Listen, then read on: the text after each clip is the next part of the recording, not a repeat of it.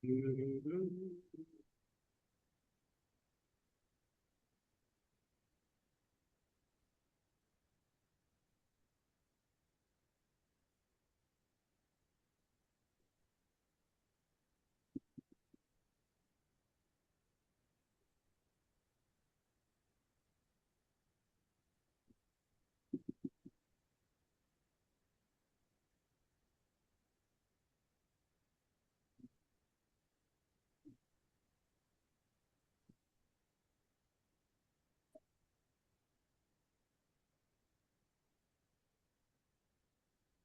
evening, everybody. I'd remind you to put your phones on silent or vibrate as I call this regularly scheduled town council meeting for July the 27th, 2026 to order at 6:01 p.m. If you'd stand for the invocation and remain standing for the pledge.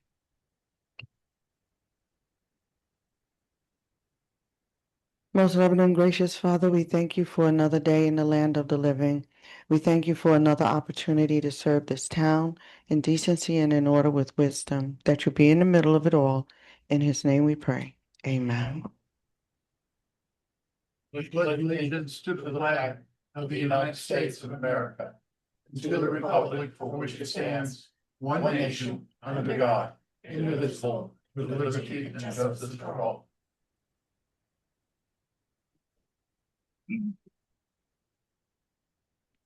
Roll call, please, John. Mayor Pro Tem Everline, Here. Councilor Arnold, Present. Councilor Lanneman, Present. Councilor Miles, Here. Mayor Wells. Yeah. We have a quorum. Thank you again and welcome to you all for turning out this evening. Council, do we have any changes to the agenda? If not, can I have a motion to approve? So moved. Second. All in favor, say aye. Aye. Aye. This time I will open public question and comment. Any person wishing to address the mayor and town council on an item that is not on tonight's agenda has the opportunity to come to the podium, state your name and address for the record. And you have 3 minutes. Good evening. Diana Ballou, 1005 North Tangerine. I just have 3 points that I want to bring up. Do we did we ever, or do we still have motorcycle patrols in the city? We never did. Okay, that's something you might want to explore. It might be good for the community to have somebody who's more approachable on an, I would think on a motorcycle than hidden in a car. Plus it would save us on gas. The chief interviews, has the panel been made up yet for the chief interviews? No, it has not. We still have several weeks for applications to be received. So we will be receiving applications until August 14th. Okay, I was just thinking that maybe a community representative on the panel might be a great idea. I hear a lot of people complain that the town is not transparent. And if there's a community member on the panel, they might give some good input into what the community would like in a chief.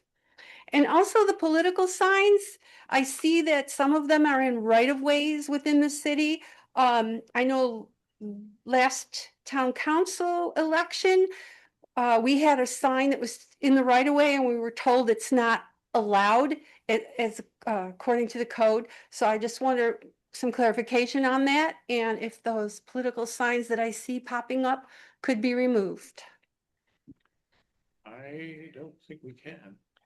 Well, they are not supposed to be in the right of way. We have to be careful in pulling them up. So it's better for code enforcement to approach the property owner and to ask them to move it so that it's not taken as a picking of sides in regards to any election. But that's something that our new code officer can certainly work on. You are correct. It should not be in the right of way. And I did talk to, I forget his name, he's a very nice man. I talked to him about the one on Center and Lakeshore, and he said he'd check into it, and he did, and I see that it's gone, so that's a good thing. Thank you.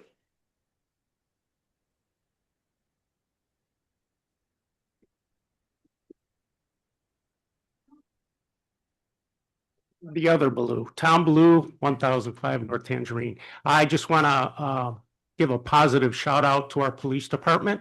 I've noticed a lot more presence of the police even in my neighborhood, and they're pulling people over left and right on Central. It's about time. I know a few of them have been doing over 60 miles an hour. So again, shout out to our police department. Thank you.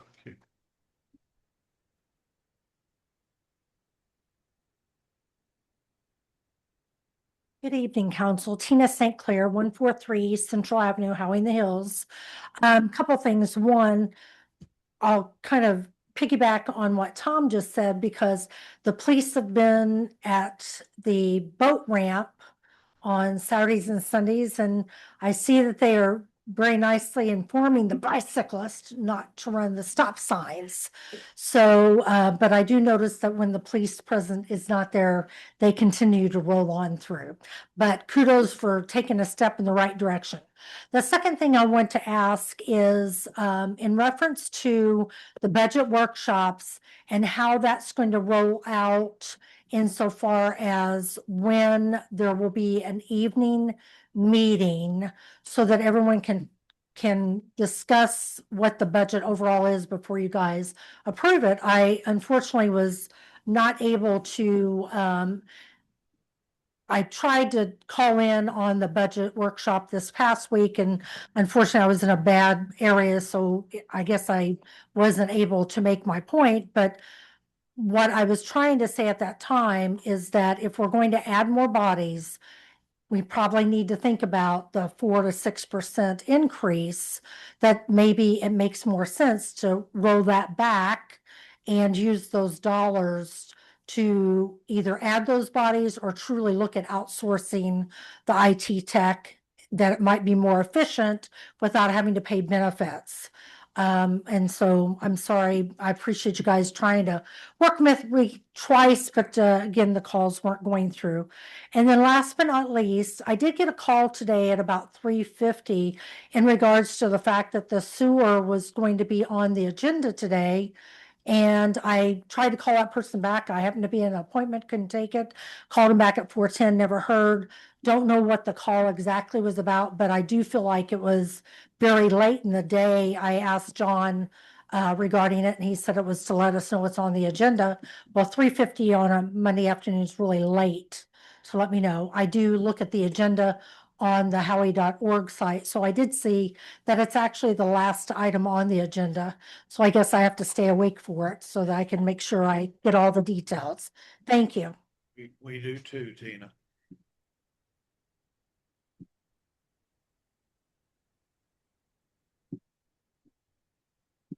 Good evening, council and staff. Leslie Manning, 111 East Holly. I just have a few things. I'd like to know the status of the 7-Eleven with the DOT study. Has it been released? Did you get any notification from Ron or? DOT statement, 711. When he was at the development review meeting, he gave the idea to the audience that it was going to be done pretty soon. And that was a while ago. We would have to look. Okay. I'm not sure. And I would presume then I have to request public record if I want to see it. You certainly could, or you could come by the office Okay. and we can just give it to you. I agree with the audience, Ms. Bevere, about the police chief. I think it would be a great idea if you brought in a resident, a citizen from the town to put him on the panel, especially someone with HR experience or management experience, and then they can help with with the whole process. And again, it gives give you guys a better idea of what we're looking for as well in a chief. The other thing too is that the people that are going around and doing the feasibility study, it really would have been a good idea. I've heard from several citizens that they're really not happy. The people walking on their properties, and I understand they have to do their job and they have been contracted. That's understandable, but we're kind of, we missed the boat there. We didn't notify the residents in a timely manner just to let them know. So just an FYI for you guys next time. Okay, thank you.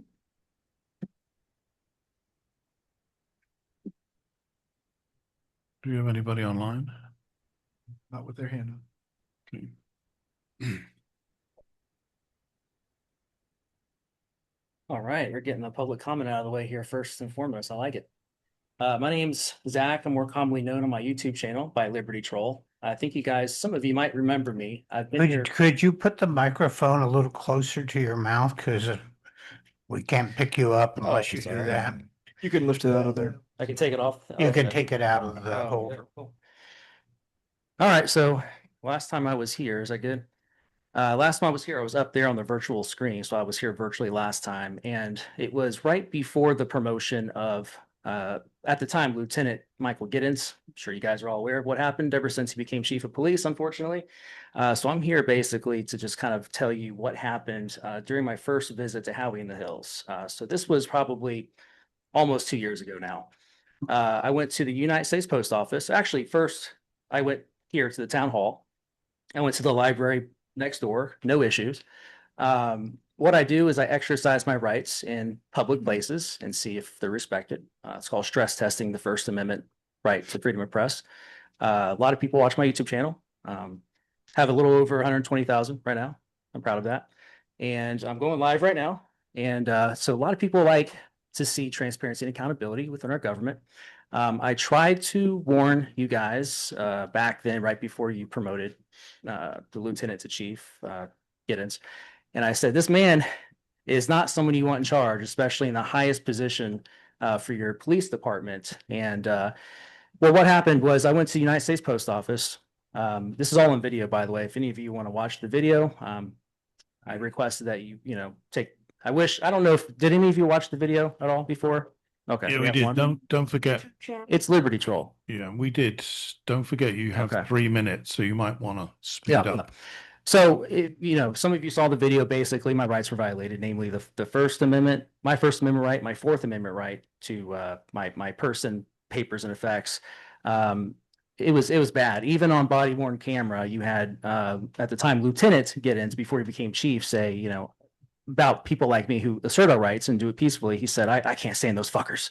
He goes, that guy's obviously a psychopath. And this is all on body cam. It was incorporated in my video. And I came here and warned you guys. I said, don't promote that guy. And I didn't, I'm glad I see I have some of your attention now. I didn't feel like I had that last time. So I appreciate your attention on this, but it would have been nice to get maybe some follow-up questions or something, at that time, maybe investigate him to avoid, this embarrassment, the shame that it's caused. This small town has made kind of a big ripple in the water for a small town on a national level. So could have been avoided. I have to say it. I told you so, but I traveled a long way to say I told you so, but let's not make any more of those mistakes in the future. Please listen to your citizens. I was actually called here by a resident. So that's all I had to say. You guys have any questions or about that at all? Anybody else watch the video? No, and your 3 minutes Is is up. 3 minutes is up? Thank you. Okay. Any other public comment? If there's no other comment, nobody online, then I'll close public comment, move on to the consent agenda. We have 5 sets of minutes from June 13th town workshop. We have July 7th town council meeting, July 7th town council budget workshop, and July 13th council meeting, and July 21st town council budget workshop. I have to say, John, I really liked the first 3, but there was like 3 pages, and then you disappointed us all by putting one in for about 14. So I would like to pull item number 3. number 3, July. There is an amended. Yes, I saw the amended copy. You didn't quite get it the way I dictated it. Is that the same? Proposed change to you, but it's close. Exactly. Is that the same one? The third, the July 7th. Yeah. They sent out, it's highlighted in yellow on the second page. We had a discussion at that time. Well, if we're going About to the- pull it, David, we'll discuss it when we get to it. Because Okay. I have something on the same set of minutes. Does anybody else want to pull anything? Yeah, I had a question regarding the minutes from the last town council meeting. So number 5. item number 5. So we're going to pull item number 3. No, wasn't No, five, it number was 4. Oh, 4. Four. Okay. So we're going to pull items 3 and 4. Any others? Well, the last council meeting will be the 21st. Was? Well, No, it was a- sorry, I think he's saying council meeting as opposed to council workshop. Okay. Okay, so 3 and 4. So 1, 2, and 5 stay on the consent agenda. Okay, do I have a motion to approve items 1, 2, and 5? So moved. Second. All in favor, say aye. Aye. Passes unanimously. So let's go to item 3, the approval of minutes and ratification of and confirmation of all town council actions in the July 7th town council budget workshop. I brought up a concern about that one paragraph. It's the second paragraph on page number 2 after the heading number 1, discussion, fiscal year 2027 town budget. In that discussion now, there's a sentence that they've evidently deleted when they did this version. What they added is what I had requested, and it's highlighted in yellow. And there's one word left off. Before the word revenue in the second line of the highlighted, I had the word related revenue. Okay. So Basically, the way it was worded before, it indicated that there was a continuation of us having a 7 road patrol staff and a continuation of the services as before. And I said, no, we addressed this. There were 2 separate actions that were taken here. One was the previous decision to reduce 3 positions for the SRO, which came with 210,000 roughly in the prior year in revenue. The second decision, which was discussed, was to take 2 of the 3 positions that had been eliminated as SROs and make them road patrol officers. And I wanted them to indicate in the minutes that there were 2 things done here. I had a problem with one of the 2, which was the elimination of the SRO. I did not have a problem with the other one, which is the adding of the 2 road patrol officers. As we are in the process of growing quite rapidly, I agree with the 2 road patrol officers, but I did not agree with the reduction in the 3 SROs. And I don't know if it's possible. I cannot bring it up again as a discussion because I voted against that at the time that it occurred, along with Mayor Pro Tem Everline. He also voted against it. But why are we throwing away $210,000 of revenue and reducing our force from what would be 12 officers down to 9 officers? I think that's the way it should have been looked at, and I tried to explain that at the time the action was taken on the SROs, that there's 2 unrelated subjects. One is an increase in our staffing, which the 2 road patrol officers represent. The other one, I would far prefer having Howie officers in those 3 SRO positions as opposed to rent-a-cops that the school board may hire because they're required by state law to fill those 3 positions. But for us to, I don't know if it's too late to go back to the school board, but in order to do that, it would require one of the 3 that voted in favor of eliminating those positions to bring the issue back up. and none of you may want to do that. But I wanted it to accurately reflect the discussion in the minutes.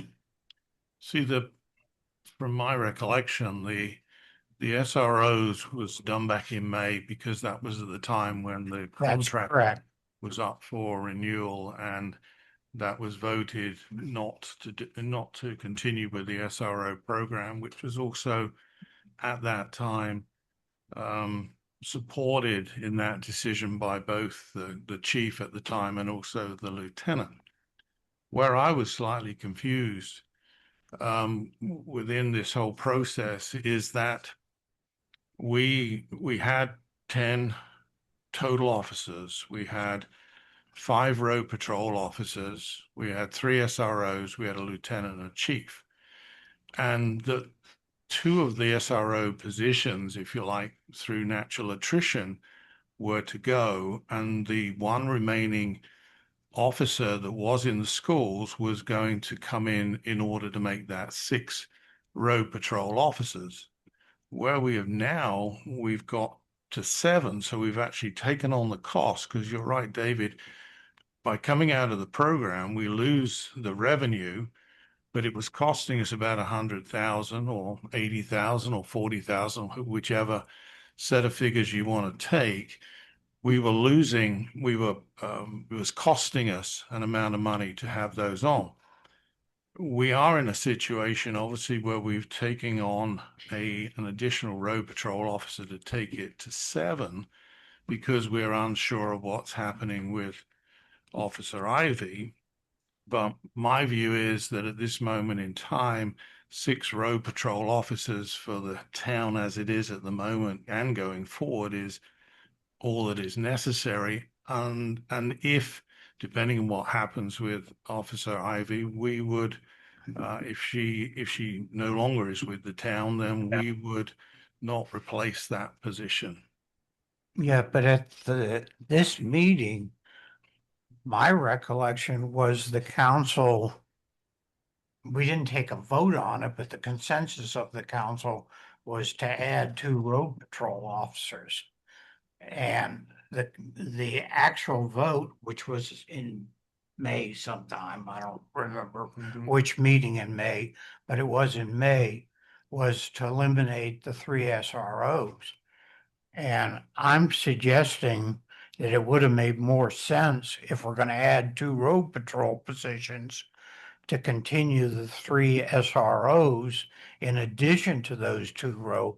Then we would have a force with a total of 12 officers in it, and the school board would continue to pay the 210 plus any inflationary increase, maybe 220,000 in revenue that we've been receiving in prior years. To me, that's a win-win for the town, but that's a topic.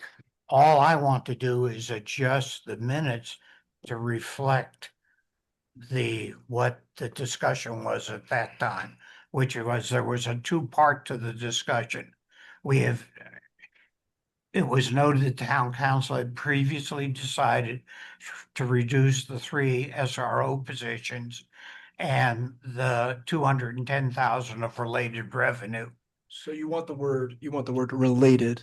I would like to Added add the before word related before the word revenue. But we didn't discuss the SRO officers or the 210,000 of We, revenue. I That's what most Miles certainly mentioned. did. He brought it. I brought it up. The way I understood it is that when we would have the SROs, those officers that were in the school would now be added to our force, and they would be road patrol officers. I also did not understand in our discussion that if Officer Ivy would no longer be with the department, that she would not be replaced. I mean, that her position would not be replaced. And you understand that you're saying that if she was to leave, that her position would not be filled. That would be my Right. So that's now how I understood it in May. Officer Ivy is currently out on short term, well. She's on light duty. On light duty. So that's an officer that is not The HIPAA laws we should discuss. light duty. That's fine with me. I understand what that means. So that means that if she was to, let's say, for whatever reason, decide she's leaving or whatever, I did not understand it in May that her position would not be filled, because one of the conversations that we had is that we needed to ensure that we have a police force, especially with us having all of this commercial and the 7-Eleven and everything project coming up. So, and the conversation about the $210,000 that was supposed to continue as as the payment for the officers that we would Now, keep on. The 210,000 was a payment by the school board to us to Understand pay that, for the salary of the SROs. understand that part, but then also, 2/3 of it. but then at the same time, there was more money supposed to have been taken out by the town. 83% of their I mean, the salaries. town had to make up the difference to Make the cover the difference. remaining cost of Well, 3 officers. for purposes of my discussion that I'm bringing up here is I'm saying that this was addressed, that there were 2 separate issues. One was the reduction of 3 SRO positions and the related revenue. The other one, which was brought up at this particular meeting, was the addition of 2 road patrol positions. So we went from 10 officers minus 3 to 7 plus 2 for the 2 road patrol equals 9. And what I'm saying as an aside is, geez, if we hadn't eliminated the SROs, we could have a 12-person force instead of a 9-person force, and the school board would pay the bulk of the salaries for those 3 other positions. And it doesn't, because of the fact that over the next 5 years, we're going to grow significantly, having a larger force that does both things, that the lieutenant wants to have 2 additional road patrol officers. So we're including that in the budget, but we could also include retaining the 3 SROs so that all 12 of the officers in the city would be city police officers, as opposed to having 9 city police officers and 3 rent-a-cops. Well, the rent-a-cops will be paid for by the sheriff's office, whichever way you, By the school board Yeah. in some fashion in some or fashion. the other. But But- whichever way you look at it, the school resource officers, and the main reason that we decided to go against that, one was because of the cost for them. And the other thing was that they are in the schools. We can't take them out of the schools even when there's an emergency. And we found that we were using our own police officers more and more, including our senior officers, to cover them. Because If we had a Stop, shooting, let me just finish.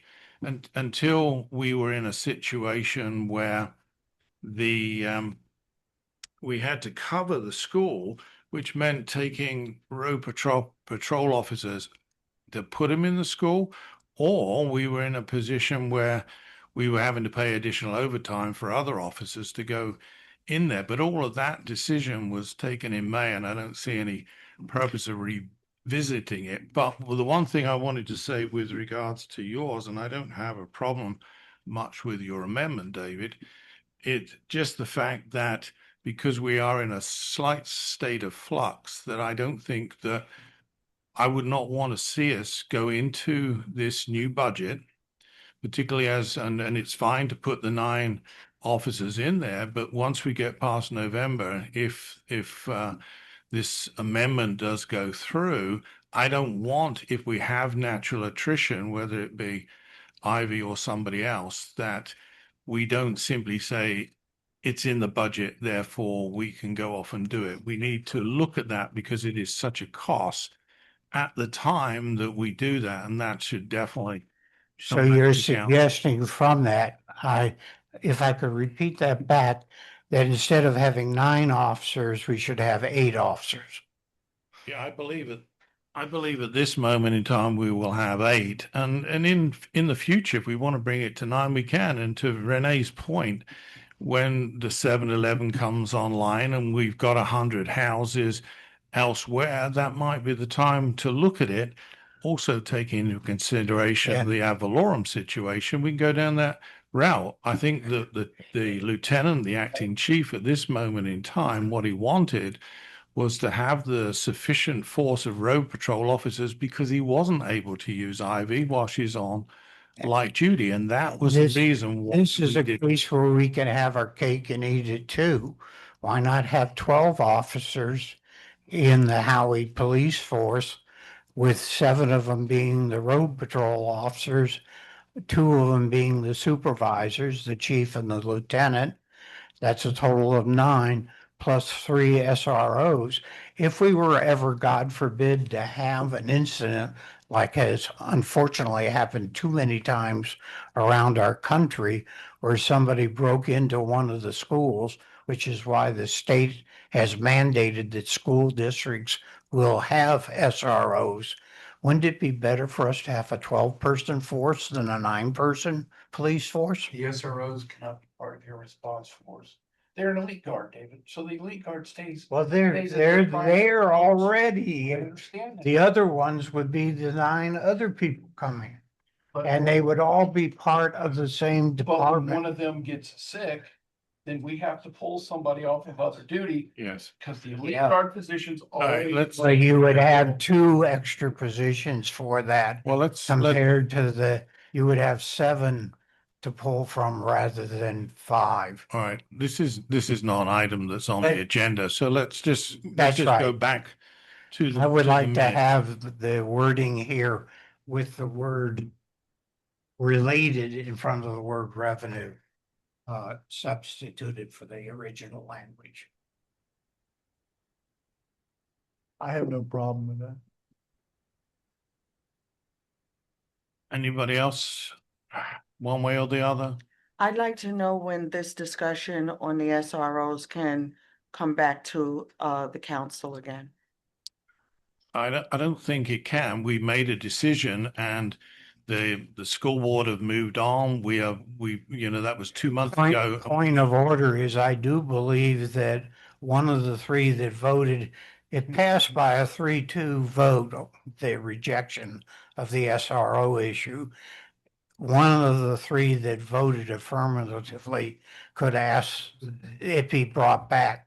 Now, whether the school board may have already moved on, it may be too late to do anything for this year, but I think sometimes we cut off our nose to spite our face, and we did it in this case. So you were one of the prevailing Yes, I party. was. Yes, I was. And I did learn two additional pieces of information since that vote. And that is the reason that I'm asking for it to return back to us for review. I always want to make sure that everything that I do is in the better good of the town and for the people. And so I understand that we have one person that is light duty right now. But at the same time, because of learning these 2 other pieces of information is why I'd like to have it to return to us, if it's possible, to look at it again. So from a Robert's Rules of Order perspective, any person on the prevailing side who wishes to change their opinion and look at something again can ask that it be brought back You could have asked them to put it on on the the next, agenda as a in discussion the item. first agenda in August. But the second part of what you're asking is it too late to actually That's do anything meaningful with the school board? That's an unrelated question. I mean, it's related to the topic, but it's not related to, can you bring it back? School year starts 10. Okay. August. Understood. I'm more so on the wanting to review the facts. That's pretty much what I'm asking. So are you asking Yes, Are you asking for this to be brought Yes. back at the next yes, agenda? yes. If the school board haven't moved on. Even if Oh. they have moved on, even if they have, there are some things that I want, and I know that it can only be discussed publicly, right? So that's what I'm asking. Okay, so I mean, we can add that to the next meeting and we can touch base with the school board just to have that as well, but it could be added as a discussion anyway. That's fine. Okay.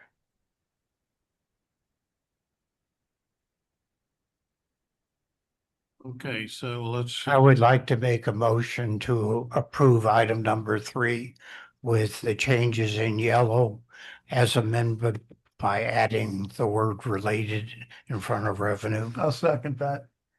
All in favor, say aye. Aye. Those opposed, say nay. Yay. Nay. Quibbling. And then I'll forgo my own thing. It passed 3-2. It did. I'll forgo my amendment.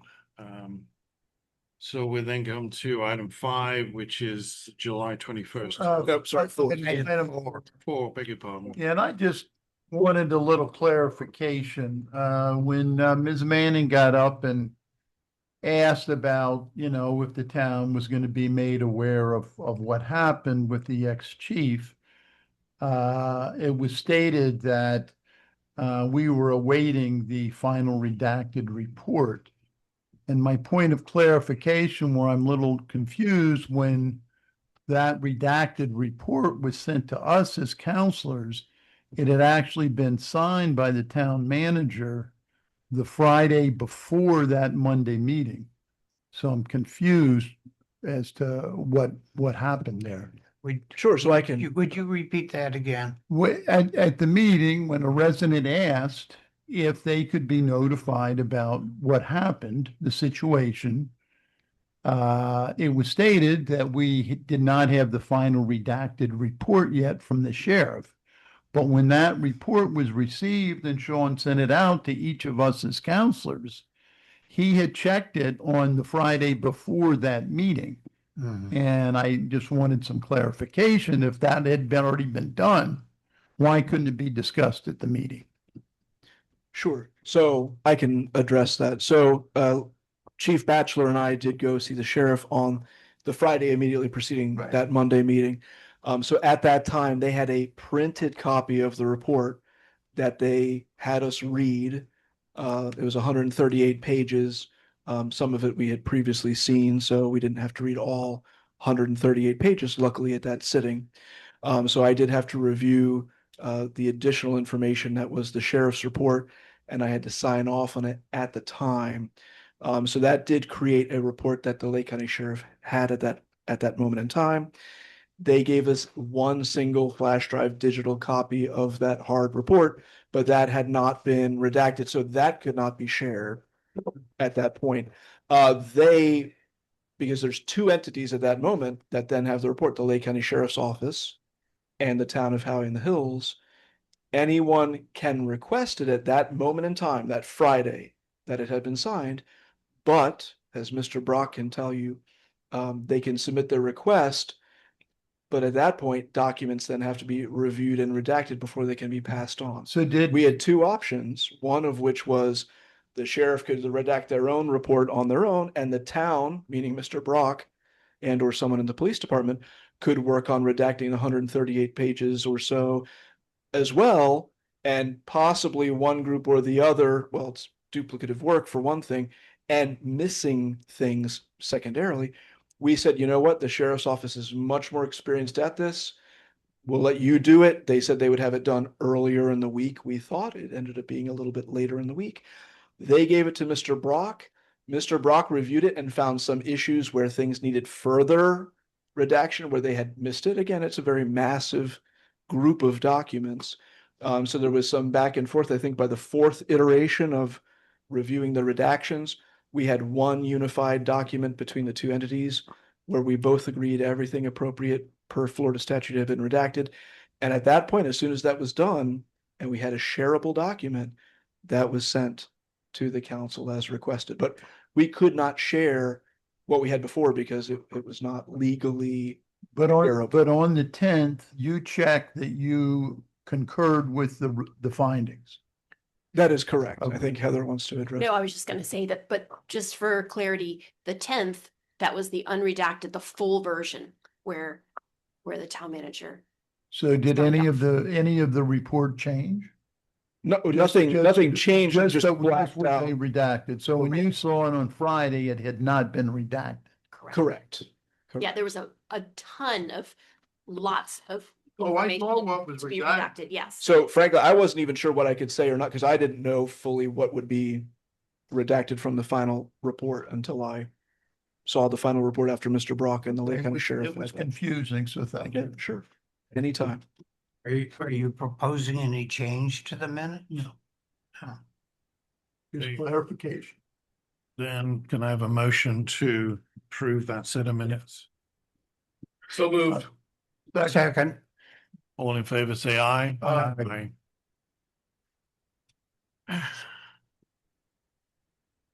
Okay, so that concludes the consent agenda. We have no public hearing, no old business, new business, item 6, discussion, joint rural protection areas. And I think we have our town planner, April Fisher, online. John? Hi, With good April evening, on- Mayor and councilors. April, if you can wait a second, John's going to put you on the big screen so we can Okay, see sure. and hear you.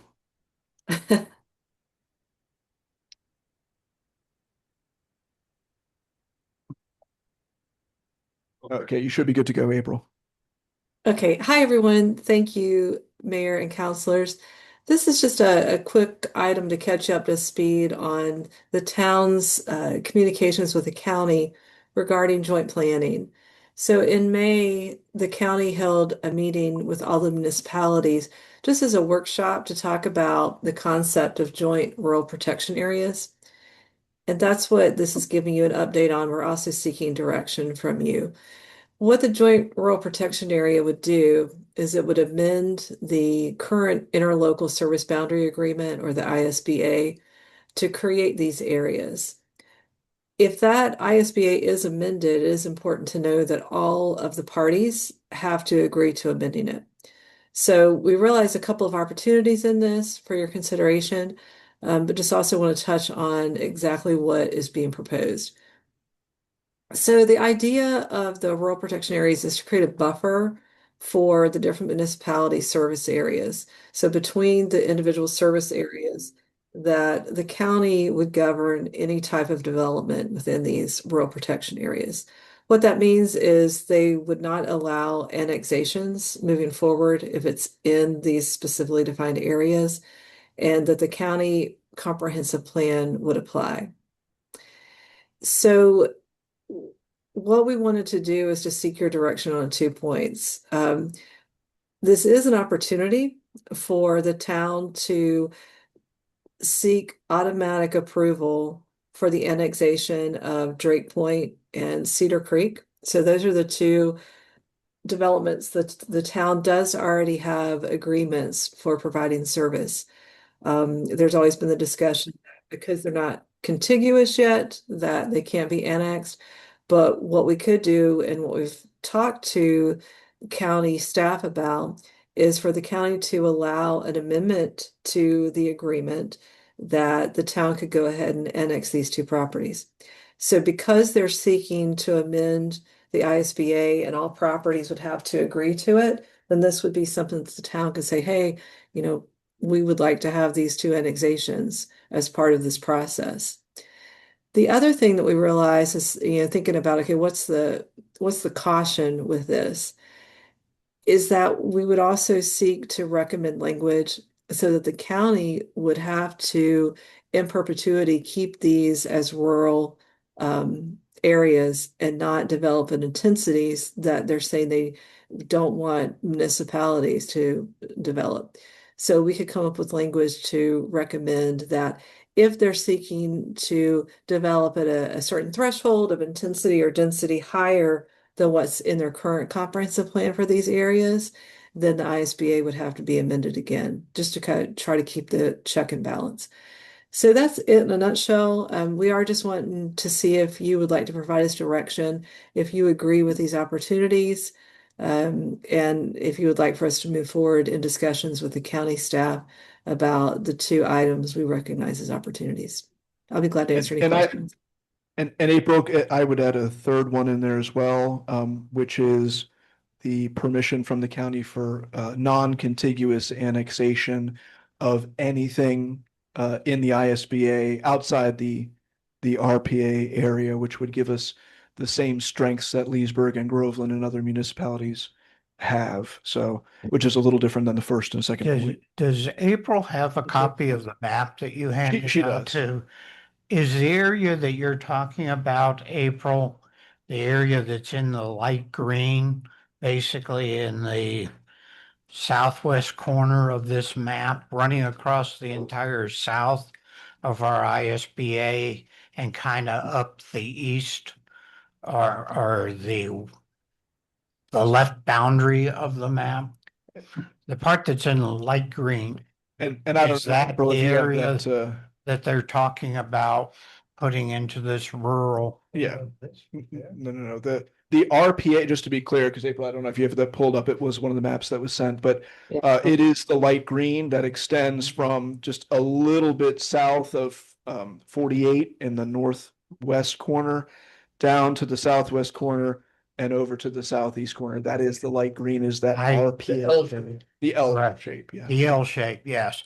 I have two things that I would also want to have is we have a fairly large enclave right at the bridge that has been a subject of some development discussion in the county in the past. And if there was a way that we could accelerate the annexation of that area into Howey, it would make a heck of a lot of sense.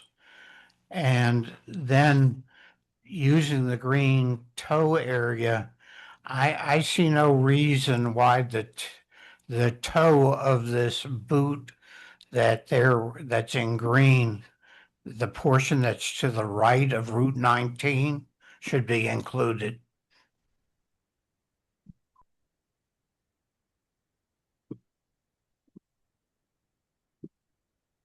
Where's Robbins Road? Where's Dewey Robbins? Is that? Dewey Robbins is that dotted line of the bottom At of the the bottom? ISBA. So north side of Dewey Robbins Road is Howey ISBA.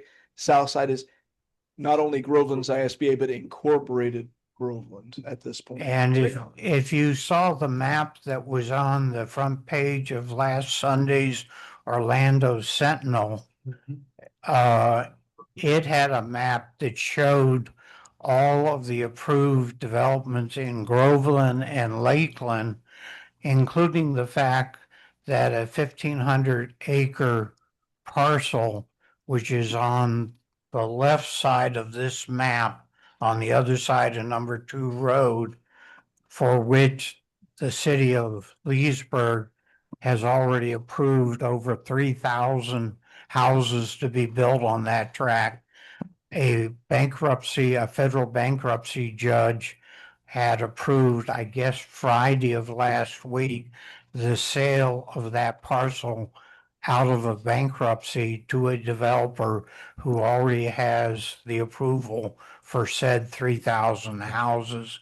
So there's a tremendous, what this would do would put Howey in a position where it would limit our future annexation basically to the areas that are in yellow and orange. And it wouldn't do anything much to Leesburg and Groveland. And so that's the other side of the picture. I don't know where everybody stands on that, but Well, and part of this, that's what it would do. yeah, and not to judge motives of other entities or agencies, but arguing for this rural protection area is a way for the county to say that they are limiting growth, limiting development and things like that. Obviously, a lot of the unbuilt land is in the Howey area, in the Howey ISBA. So from that, I can guess what the motives of the county commission might be in supporting this particular approach of defending rural protection areas. I guess from the town's perspective, there's an opportunity, as I think Councilor Miles addressed and April addressed, there's an opportunity to get Drake Point and Cedar Creek annexed because they're not contiguous, and that's voluntary on the county side to sign off on it or not. They could do that tomorrow if they chose. They have not chosen to do that so far, in spite of our request and the developers' requests, Well, didn't they say no to Cedar Creek? and Drake Point Yeah, they said no. So like. being annexed. Yes, they have told us no Yeah. on both of those parcels. But those people want to be annexed by the town and served by the town. We have utility provisioning agreements and annexation agreements with them. Understood, but what has changed to make us believe that that's a possibility, being that they've said no? Carrot and stick. So the county wants to say, look, we protected a certain part of Lake County Mhm. and kept it rural protection, and the county did it. They Okay. want to be able to say that. And from the town's perspective, is the town looking to develop number 2 west of Cedar Creek at all? No. I would say not. I would say, if anything, our future lies in going up the 48 corridor, connecting to Drake Point, bringing them in town, providing them utilities as we are contracted and agreed to do, and then looking at the subdivisions in Yalaha that are calling me every now and then saying, hello, I'm the new president of an HOA and our water system's 25 years old. What does it take to hook up to the Howey system? We're willing to join you guys, but we're not building 3 miles of water line just to serve one little 87 unit development out there. But if we're already at the bend at Drake Point, we're 2/3 of the way there, and that makes sense to go along the 48 corridor, bring in these 2 bigger developments that have already agreed to be part of the town, and leave number 2 road rural, which gives the county a win. Say that again. You just said 2/148? No, sorry, the Cedar Creek is on Cedar number, Creek's on number number 2. 2, and Drake Point is on 48. And just to be but clear. at the same time, we basically would foreclose any bringing any of the areas in green into the town at any time in the foreseeable future. And again, being pragmatic about it, we had no plans to do that anytime soon, and we're in a position now where we can't even bring in the 2 developments that we have agreements with to make them part of the town, because we are frankly not going to be contiguous to either one of them in any foreseeable future. Berg and Groveland have situations where they're not. Well, they have a non-contiguous, right? They were able to negotiate that. So I think it's a case of a win-win, but for how we get to have the 2 people, the 2 organizations that want to come into the town.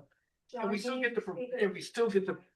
get to preserve the rural land as well, which I think for our town is kind of important. I don't think we really want to try to turn everything into a subdivision or shopping center. I think number 2 road people will be happy. Oh, they'd be delighted. Yeah, They're the ones if that are that's all protected, behind they'd it. be very happy. Absolutely. So, and again, making a virtue out of necessity, we're not in a position to develop down number 2 road, even if we wanted to, which frankly, there's really not a appetite on council to do anything like I that. think, the county gets to come out saying we've preserved rural land, and at the same time, the town, we get to add in 2 components that would like to become part of the town. And then, if we go further down 48, it's only from the viewpoint of those communities are looking ahead. They do know come a certain date that they're going to need help. And I'm kind of glad that they're looking towards us and not thinking, oh, we'll see if Leesburg will be nice enough to hook us up. I'm sure Leesburg would, provided that they agree to become part of the town. So I think this is pretty good for us and the county. So at this point, we're talking about, this is just a discussion. This is not A decision. no. decision. I just think it's a great idea. And again, this is part of ongoing discussion. I forget the last time, 2 or 3 months ago, the county had the last meeting on this topic. It's been a few months, but it's not moving speedily, but we have interests in this. Could we have a county official come and talk with us about it?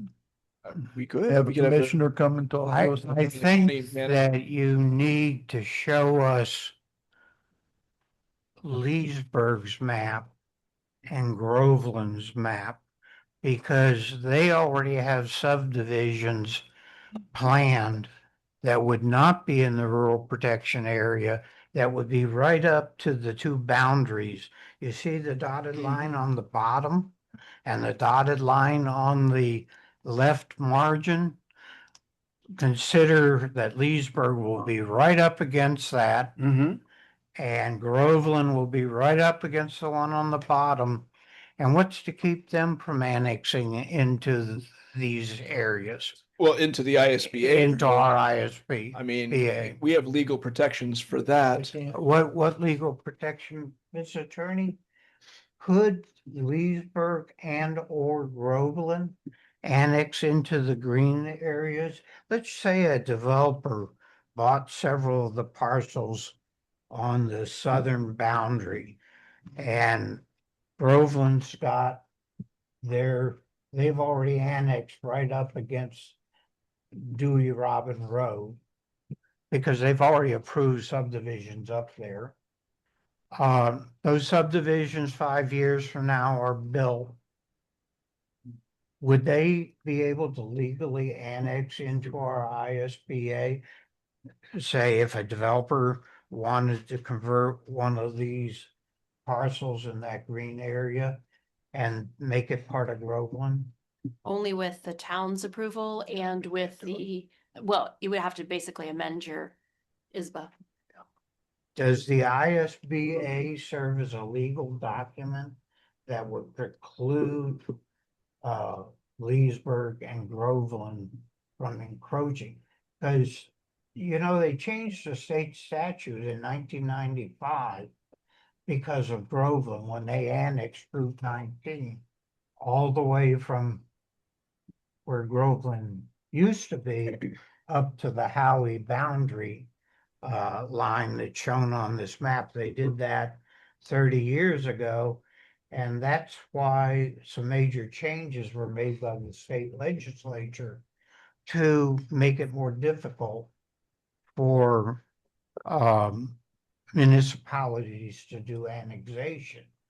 And as a result, I have a concern that we're fencing ourselves in, that Groveland and Leesburg have already achieved what they wanted, and we're going to be sitting on the edge of them, and then they're going to start trying to encroach into the green area that's on this map. Yeah, I look at that as that's a buffer from those. I agree. This green is a buffer. Yeah. So that's a That's positive. correct. And I think it adds for the, I don't know, that the atmosphere, the character of the town, that we have this area of foliage, green around the town, that we're not in a situation where it's like Winter Park to Orlando. How do you know you pass from one to the other one? If you see the boundary line. Yeah. So I kind of like that idea. And I think even if people were to try to say, we can try to take this away from you, well, we've got individual landowners in that area, plus we would have our town, I think I like the idea that there will be some green between us and everybody else. You're right, David, from the viewpoint that, yes, no one respects boundaries, quite like developers, right? Wrong, they don't.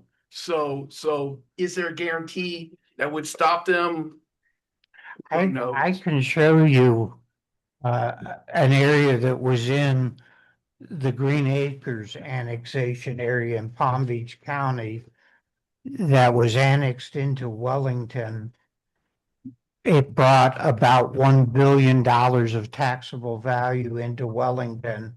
It brought about 100,000 cars a day into Green Acres driving through from Wellington to West Palm Beach, if you would like to see that. And we had an agreement with Palm Beach County at the time to this was part of our annexation area. And the developer said, do we want to be part of Green Acres or do we want to be part of Wellington?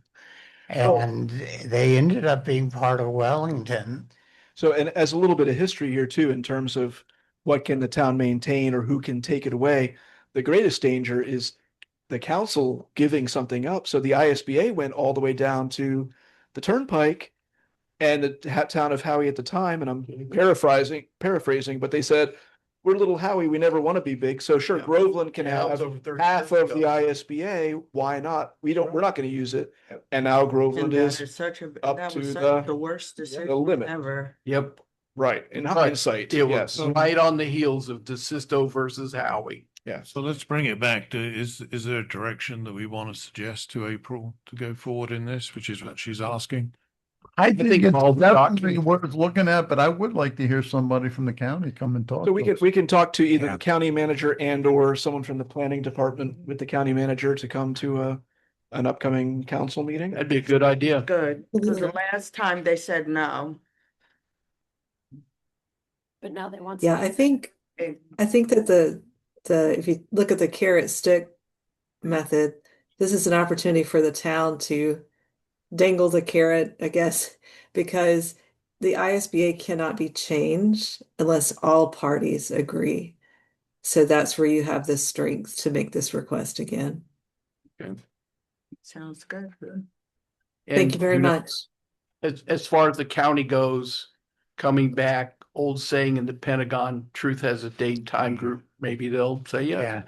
Another more recent example is the Parkland in Orange, along the Orange Osceola County boundary, where the Expressway yes. Authority is going to put an expressway through an area that was bought using money that was reserved for conservation. Yeah. And 20 years go by after they buy it, and lo and behold, the expressway's going through, and it's going right through the conservation area. Things have a way of changing as well. I'm just putting a caution. I like the idea that Howie is soft. Or small. I like the idea of having a green belt down there. I'm just not sure. Knowing private property rights and how developers have acted in the past, whether or not that we can be, this is another step in screwing over Howie to the benefit of the developers that may want to put houses in that property.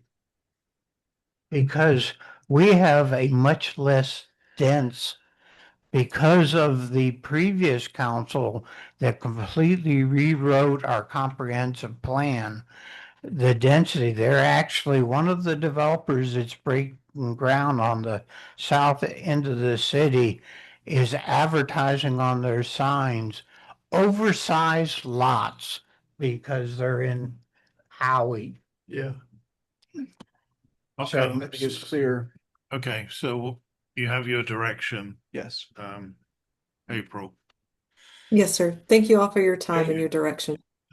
Thank you, April. Let's move on to item 7, consideration and approval of Fifth Amendment to interlock agreement between Lake County, Florida and the town of Howey-in-the-Hills relating to the provision of library service. Yes, that should be interlocal. I thought it says, but I just read it as it Just read it on the ball. What is it? It's unusual for the town clerk to be an So this is kind of I'll call it a housekeeping thing. So the Lake County Library System has been talking for years about a major overhaul to their appropriations distribution methodology. They haven't really gotten to the point where they're getting all these entities to agree to a new system. So they're just kind of renewing the existing system on a year-by-year basis. But basically, the county has a pot of money that's a little over $1 million. Of course, they collect property taxes from everybody in the county, incorporated and unincorporated. We also collect funds at the local level to support our library. So the county recognizes that they collect library funds for operations from our residents and every other resident. And so they give back some of the money to help us run the library because they realize we are part of a cooperative and that we open our doors to county residents in the Howey area or anywhere in Lake County, really. We share our books, we share our services with them. So this is just a way to make things a little bit more equitable. So they basically look at the pot of money. They have a base amount of money that they give to each of the 10 municipalities to help run their libraries. And then with the remaining funds, they distribute it basically based on size. They use different metrics. They use circulation as the primary metric. But basically, Leesburg's going to get more than Howey because they need more money to run and they're a bigger facility. In practice, that means we get about $55,000 a year from the county, but with a $30,000 base, and they determine the remaining money every year based on these different statistics that they analyze. So this is, in short, this is a continuation of the ongoing agreement. Nothing new, nothing surprising. And one of these days, they're going to get around to a new model of distribution, which they haven't done yet. Okay, any discussion from council? I think the amount that's in the agreement is 30,000 a year, not 55,000 a year. So just to be clear, so of the 1.2 million, let's say, 30,000 is the base that each of the 10 municipalities gets. So they take 300,000 off the top. It helps the smaller to medium-sized libraries to get that fixed base amount. Then they take the remaining 900,000 and they divide that based on statistics. So that's what gives us an extra variable, but maybe 25,000 or so It's the same as on it's top of the been. base. It's the same as it's I been. make a motion to approve. Do I have a second? Second. Let me open it up for public comment. Me. Mr. Arnold, no public comment. Anybody online?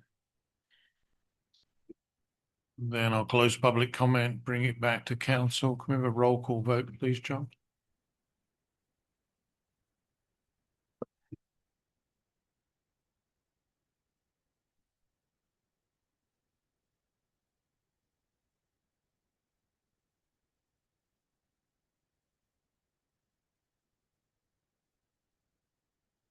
Mayor Pro Tem Everline, Yes.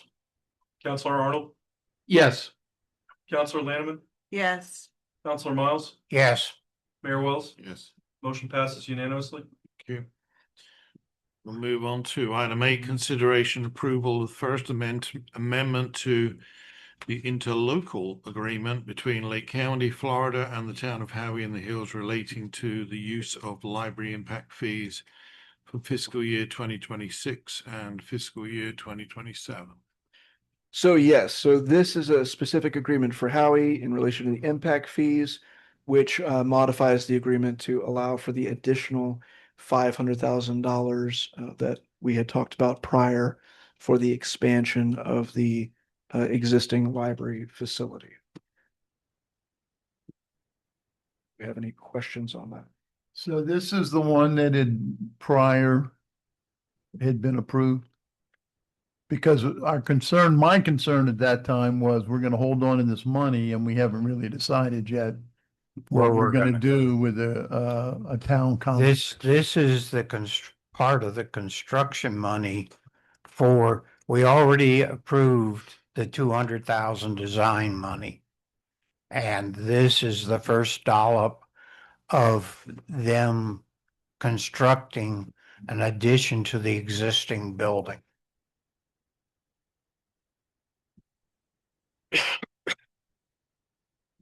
Any other council comment?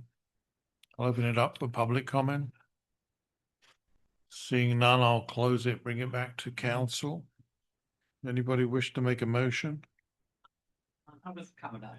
Oh, sorry. I guess. Hello, Andy Everline, 1012 North Lake Shore Boulevard. I'm kind of confused because I thought we were also talking about doing a new library town hall kind of thing. Mm-hmm. And I'm thinking that we shouldn't be putting an addition of that magnitude here if we're gonna do something else. I feel like that's kind of misusing money. That's my thought. I agree with you 100%. Well, I think the other question is, this would only represent, if I'm correct, 25% of the amount of money that we're Right. talking about to expand this. Would still be $1.5 million short. Right. We have to come up with $1.5 million additional dollars. And we decided that that 1.5 million would be best used to start with the complex. Yeah. But did we not agree for Amanda to go out and get this? To You did. go and get this money, so Yes. now she went out and got it, and we've got it, and now we're changing our minds. Is that where we're at? I'm not changing. I was Yeah. in the first. It's, there's some of us that feel like this is being rammed down our throats by members of the staff. So So what I understand is that $250,000, the $250,000 for the design, 200. 200,000 for the design, to have a design, Mhm. but not something that we would look to do right now. Right, so this, That was the discussion. so there's 200,000 for the design. That was approved by council at a previous meeting. Correct, We had the understanding that that does not obligate the council to actually correct. build anything, but you would have a I separate have a plan. design. Mhm. And similarly, this $500,000, until the time such as council actually says, we want the ABC construction company to do the work on this facility, that work isn't approved by council. Could this Expenditure related. 500,000 be repurposed into the new library that we're considering for we the? had that discussion when we first looked at this. Do we have to find the rest of the money? Yeah, we had the matching? discussion and we didn't get an answer. So to Miss Counselor Miles's question, you would have to resubmit. It's a different project. The county would request a resubmission. To the mayor's question, you said for the remaining money, does it have to be matching? Not necessarily. You could get more money from the county. You can always go back to the pot. They tend to have a $1 million per project cap. And if we're looking at construction in particular, so that's $1 million for construction. Amanda was looking at the other $500,000 from a state agency as well.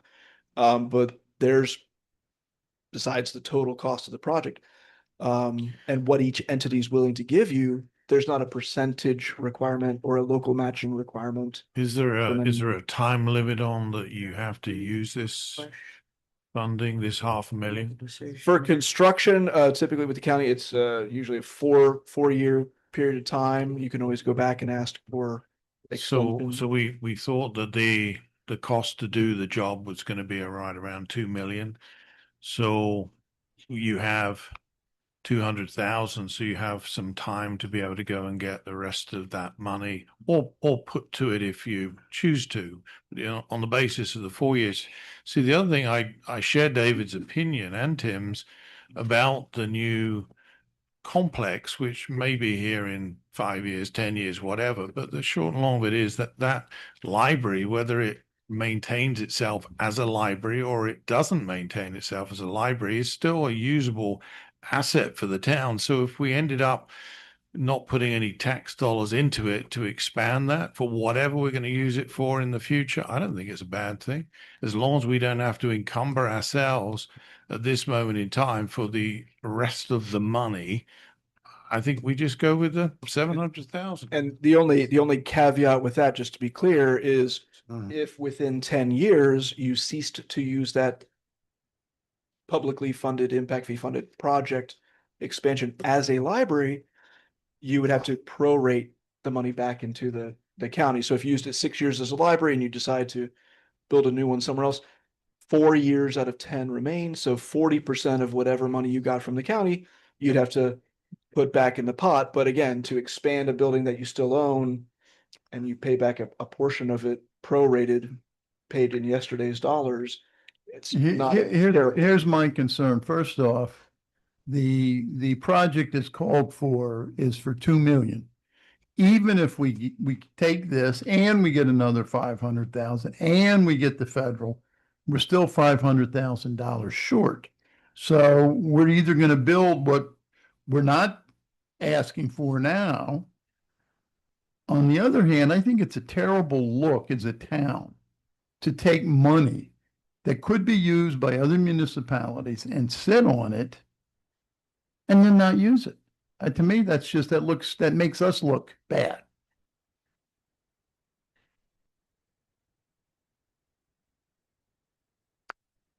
I have a question in regard to the monies that we're talking about. How long are we supposed to, as Pro Tem Eveline spoke on, us sitting on this money? What is the limit? So again, typically for construction projects, they want to see you fully expend it within a 4-year period, or go back and ask nicely for an extension if you need more time to do your construction project. Yeah, my thing is that if we have the design idea there, but really think that we really should focus in on trying to build out a municipal complex, because the police department definitely needs another place. And they are bringing money in through impact fees that will help them. They need another space, and we need a better town hall. Mhm.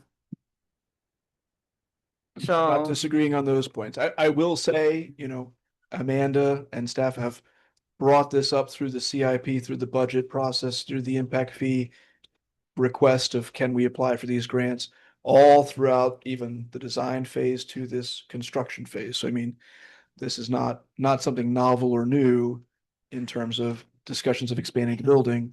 It has been brought to council and is still currently on the CIP as an expansion rather than part of the. John, as you've had a lot of dealings in the library area over the years. Did you ever see a case where a municipality had accepted a grant and then they repurposed it for a different library or a different option downstream? In other words, to go to the mayor's suggestion, they're offering us the 500, we take it, we have 700,000 in the bank for a new library. If we came 2 or 3 years from now and said, well, We're gonna rather than repurpose it. expanding this one, we want to build a new one over here on this campus. Have you ever seen something akin to that approved? So I can address that. So I can tell you the internal workings of the review committee of these impact fee applications for libraries at the county. Whenever somebody comes and says, hey, could we repurpose this?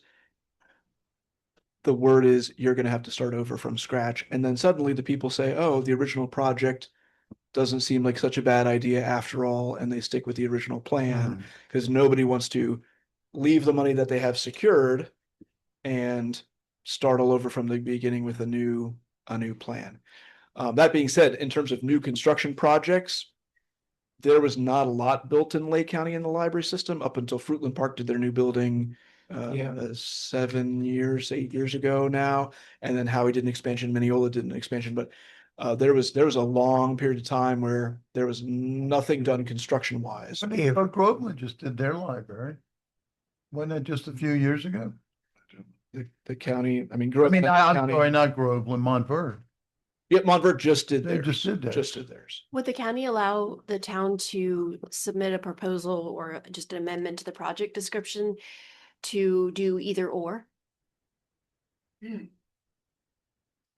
possible that would be the camel's nose to, Good idea. Just to maybe. so we're not discarding the old Sure. plan, but we're keeping our options open, and it's hard for them to say no to, I would think. Yeah, you're just being upfront and telling them the truth.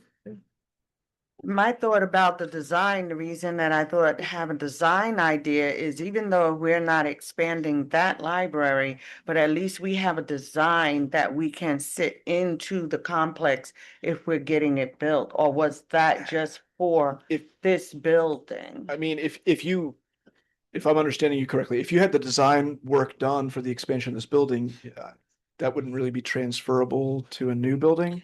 But if they allowed you to with a either or, then that's $200,000 that you could apply to your bigger, much bigger cost for design for the municipal complex to pay for the library portion. It's a little tricky and a little messy, but I noticed in the wording of the 500,000, it says that 500,000 can be used for design or construction.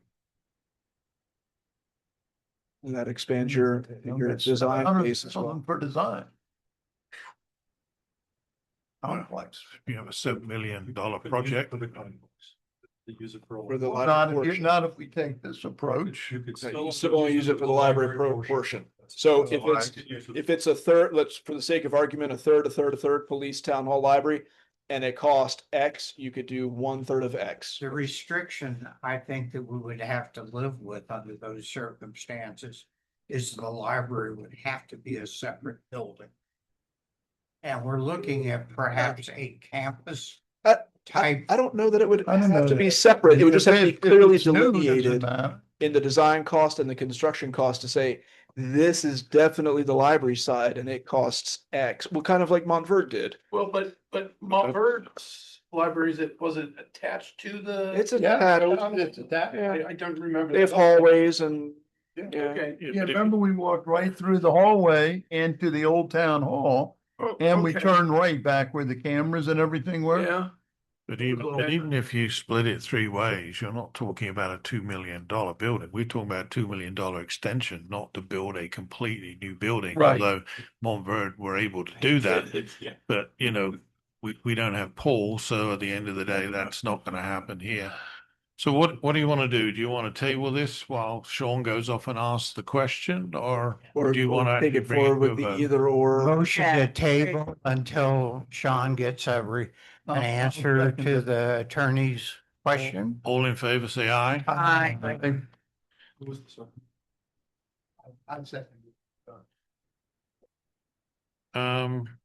Consideration approval item 9 for the Lake Hills Public Park naming as the Helen Buck Park.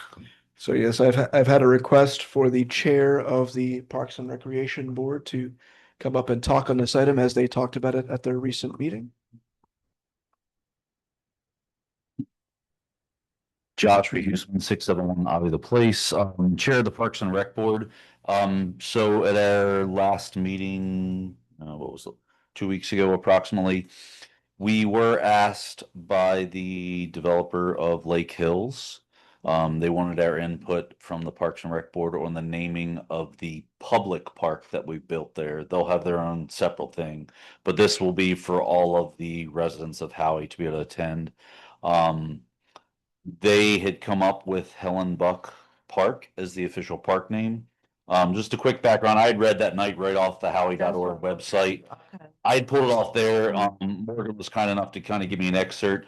Helen Buck arrived in Howey-in-the-Hills with her family in 1923 and became the first teacher at the newly established Howey Elementary School. She later served the community through her work with the Howey Company, the Lake County School District, and as the town's historian. In 1997, she was recognized as the town's first Citizen of the Year for her lifelong service and dedication to the community. We felt like this was someone that was definitely worthy of being a park named after. We have Griffin, things like that, but we thought Helen Buck was a great selection. We only have 3 members on Parks and Rec right now, but all 3 of us, it was unanimous that we agreed with this. So did you guys come up with it, Josh? Or No, absolutely not. No, this is, I believe they spoke with Sean. So they asked him for some input. And he'd thrown a bunch of names out there, giving them some background information, and they were the ones that. So I was just curious how they would even know him. Again, it was information that Sean provided to them that they had. You didn't know, Tim? Didn't know. Yeah, again, when they first talked to me about it, I'm like, oh dear God, we gotta come up with a name. Are you kidding me? And that was when Sean had mentioned like, no, they asked for some input. He had thrown a bunch of names out there. And they had selected this themselves. And Parks and Rec thought it was a very good selection. Thanks, Josh. And of course, I was in a position where I went back to the work that Peggy Buescher Clark has done, referred to town documents and ran through notable names, everything from George W. Lynn to Opie Reed, who was another Mark Twain contemporary. They liked Helen Buck. So, yeah. Okay, thanks, Josh. Yep. Any public comment on this item only? Anybody online, Sean? Okay, I'll bring it back to council to have a motion to. Motion to approve Second. Helen Buck. All in favor, say aye. Aye. And a piece of trivia, if I may. So Helen Buck is buried in our cemetery in the mausoleum section. She died in 2000 at the age of 93. So she is in space number 27 in the mausoleum in the back. All right, let's move on to our last item of business, consideration approval of the Central Avenue sewer notice letter and the delineation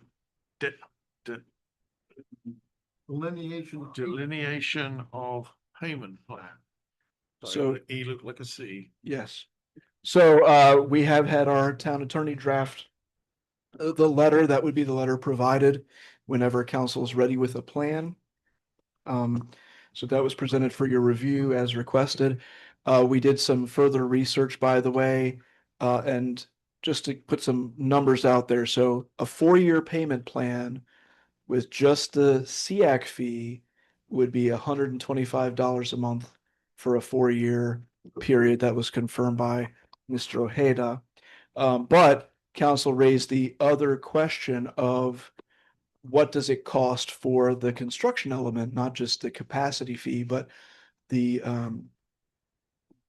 decommissioning of the septic tanks, the running of pipe, the tapping into the sewer main for all of these residences. So we have a round number. So this is from Beasley, who one could say maybe runs a little higher than average. But Beasley, as you know, they lease one of the buildings here on Central. The owner of the building wants to get connected to the sewer. They looked, of course, at having Beasley do the work. And that was a cost of $9,555 for that building to tap into the sewer line. So for a given other business or residence, one could expect that it could be somewhere in the neighborhood of, let's say, 7,000 to 9,000, depending on a lot of factors, depending on the size of the septic tank, depending on the distance from the stub out to the point of connection, things like that.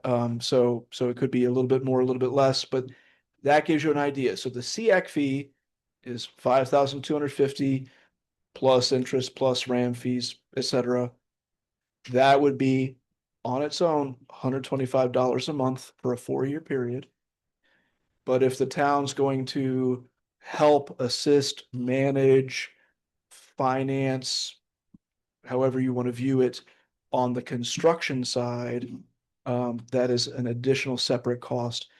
If you add that in, I think Councilor Miles did some rough math and put it at closer to $300 some a month. Yes, based on our discussion this morning, our finance director came up with a number in the chart you gave me of $5,913 for the city costs Okay. divided by 27 ERUs, which is what we're talking about, comes to $123.19 a month if we do a 4-year 48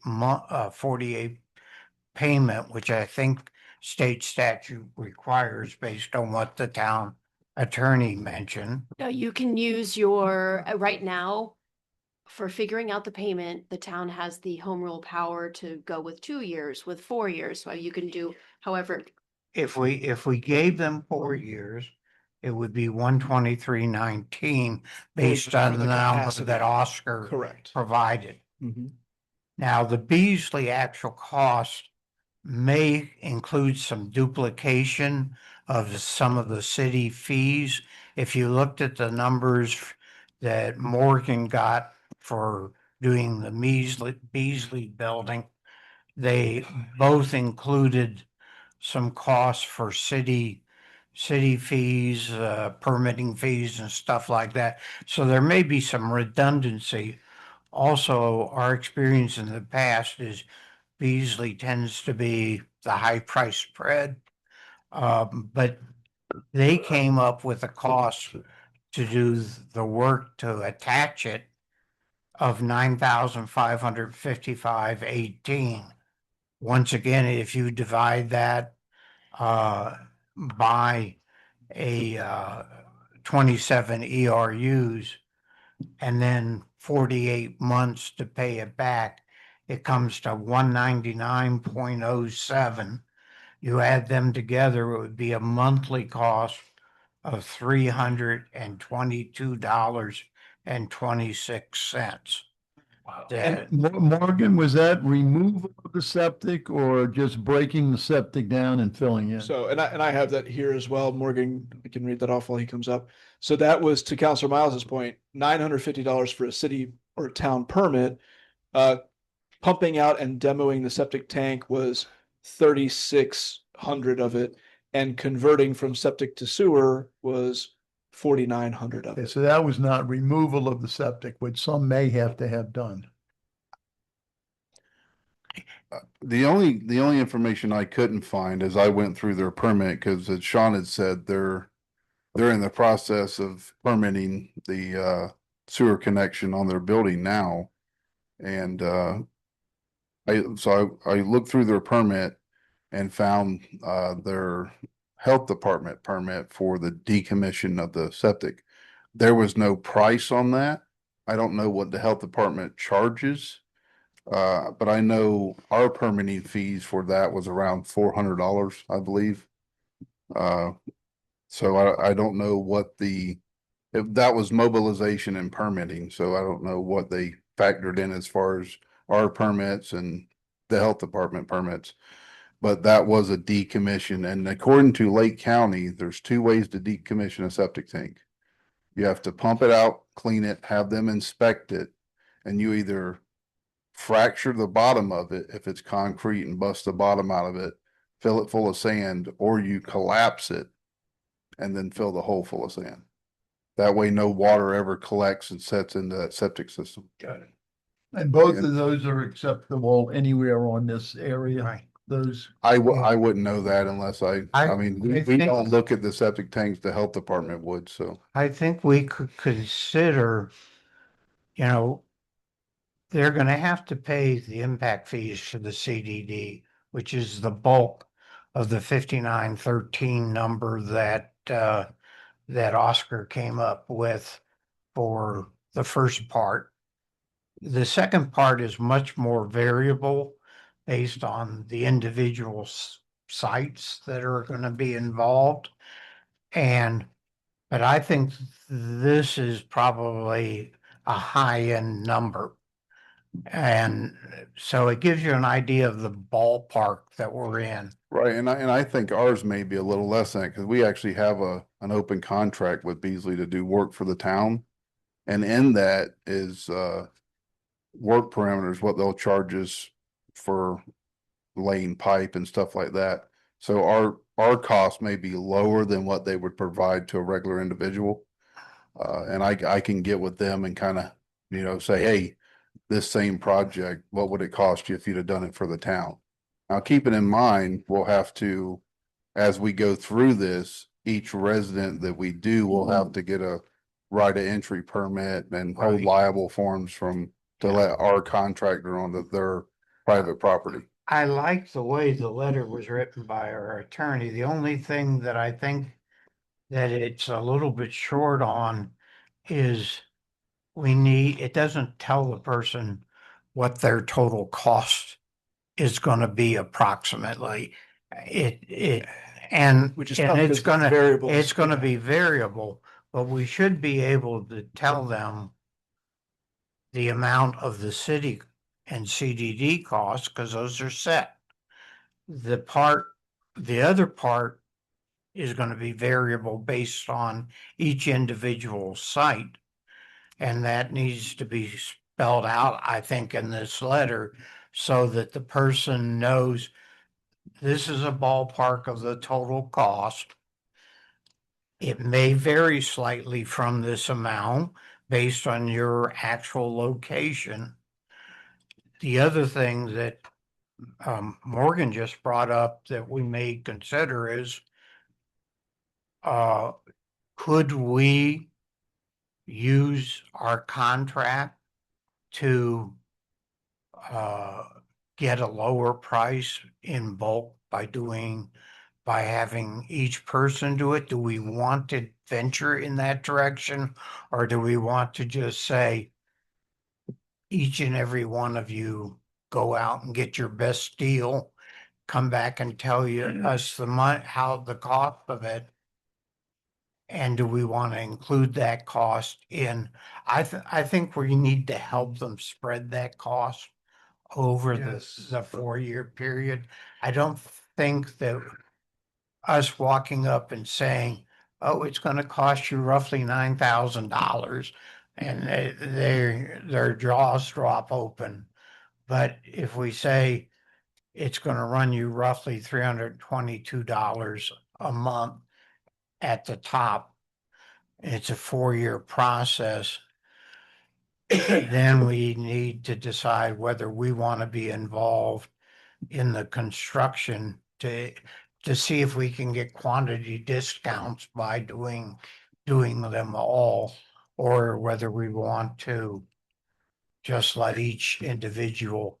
I think that Do every their own. individual should really try to get their best as far as having the town involved. I don't know, Heather, I don't think that, Heather, I'm asking It's for your, I ultimately don't they think got it's a to- great idea. Cause if Should it's we a allow- town in a place. Should we allow that cost then to be amortized by the town so that they don't have to go out and The spend town, I don't think the town should- $5,000 to get it? Because the construction part of it's gonna be, I don't think the town substantial. should be involved, but Heather, your What's the advice? interest rate that you put on this, David? I agree. I don't What's think the the town interest should be rate? involved in that. I. the interest rate's the mandatory same rate connection as our. Hey, Requirement. Dave, 1 second, please. I Heather, used Oscar's numbers and he used the same interest rate as the As a line of credit? the line of credit. For the line of credit, we're talking about 4 years. The line can we of get credit's gonna Heather's, be done with um, 2.5 wait. years. But we could probably extend that. Sorry, Renee. Heather? I agree. I mean, if you're asking what I would suggest, the property owner typically pays for the connection. And that's usually a requirement. I mean, you had an ordinance in place which has alerted everyone that this is a requirement. And when the town decided to do it, and what can be amortized and paid over a period of time is going to be your connection costs, the kayak fees and things like that. Yeah. I think it would be a big logistically difficult for the town to enter into an agreement with a contractor to go out to do each one of the homes, which are going to be different, or not, I'm sorry, each one of the properties, which will be different from piece to piece. Exactly. So what I'm thinking is you can have a property where it may cost them 6,000, but then you get to another property where it may cost them 9. Correct. Yeah, Whereas that's another true. person may only cost 5. I mean, If we're only going to do the amortization of it over a 4-year period for the fees that the CDD and the city charge, it's $5,913, and for 48 payments, it would be $123.19.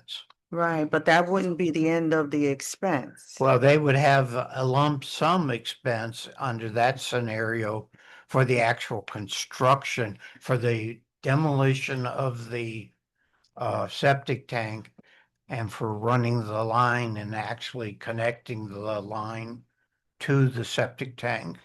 and any fees and permits and other things that go along with that. Yeah, I just think that we as a town should be cautious in getting involved in that process. I would agree with that because here's what that does. The issues that will arise is if the town hires its contractor or any other contractor to do the work. The moment we make that connection, right now, the town's only responsible for the gravity sewer main that's in our right of way. If we hire our contractor or any contractor to do the work, we are now accepting all the responsibility And liability. from the right of way all the way to the house. How the septic tank was demoed in the future, if it settles, if they have a problem with the plumbing in between their house and then it just opens up liability and Yeah. that's my opinion on that. I have two concerns. One is, Heather, you mentioned the ordinance. I don't think people have any idea of that ordinance. That's would agree with that. number one. Number two is we had discussed in this council room to go and speak with residents. And I bet that was not done, was it? Have you have talked with each individual resident? Yes, many of the residents, obviously, they're very concerned at Okay, so you have sat down and talked with them. Okay. We have two. So I think Tina, because I was not making the phone calls. I got a call 3:50 that I was in a doctor's appointment, was unable to take, called back at 4:10, did not talk to anyone. So, yeah, this afternoon. Oh. So, no, I have not been spoken to. Yeah, see, I doubt if anyone else. yeah, my idea was for the town to get the people involved together in a group. And these things that we're discussing now, it doesn't affect me. Why should I be making a decision on people it's going to affect? Yeah. Whereas if the town would discuss with them, they could come up possibly with some idea, because this is a big ticket item for a lot of people. So that's why I asked that. Of these, and based on what I'm hearing, I'm probably talking 40,000, if not more. I think that there should be some conversations and some money explained. How many, just out of curiosity, you have 6 units and you have 4.2 ERUs. Yeah. How many actual septic tanks do you have?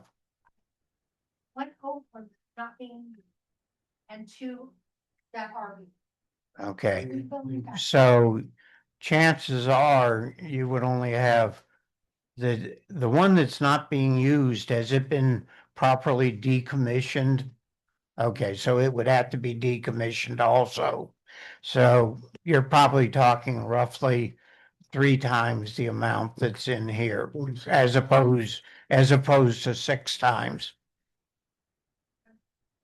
22,000. Yeah, 22,000 for the SEAC at times 4.2. Yeah. So now what we're talking about for someone like Tina, now we're talking about approximately 62,000.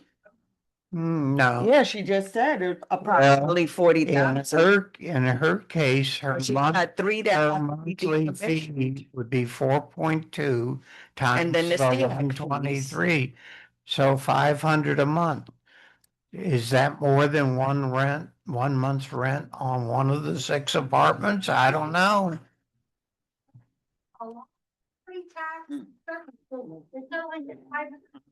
Let's just bring this back to council. Thank you.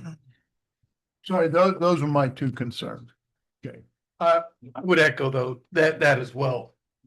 I mean, this is, if you came to me right now and said, yeah, you gotta shell out about 9-10K for this, I'm gonna go, I can do that, but I really need, years advance notice. Well, and 322 sounds better, certainly, but people are going to sit down with a calculator and multiply that by 48.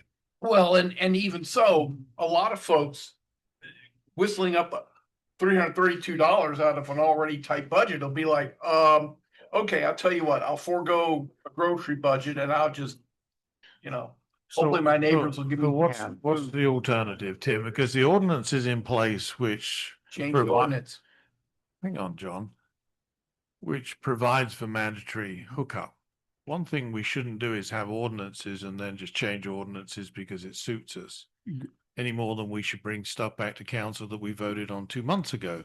But at the end of the day, what's the alternative? Do we just simply tear up the ordinance and say you don't have to hook up? Because we've already purchased the ERUs. So my feeling from the beginning, Graham, was not that at all. I see the need for it. But if you sit down with people and you discuss it with people, I think you can come to conclusions that everybody can be satisfied. And that, I being agree with you, Tim. I think that one of the things we should put in this notification letter, having a meeting for all the people to attend. I think you need to have the meeting before you issue the letter. You could send a generic letter. You could send a generic letter to say, this is where we're at. We have purchased these ERUs. The ordinance says this, but before we go ahead with this, we wanted to have a meeting with all of those people affected and go down that, because sending this out as it is really not an ideal. No. And Graham, I think if we do that, there may not be a problem other than a couple people. We just don't know. We just don't know. People are raising their hands otherwise, but At least a couple of those couple people are. I think Good. Tina's is a unique case because she has 6 apartments. It's completely different to the individual owner, or I think the only other one we've got is somebody who's got 2.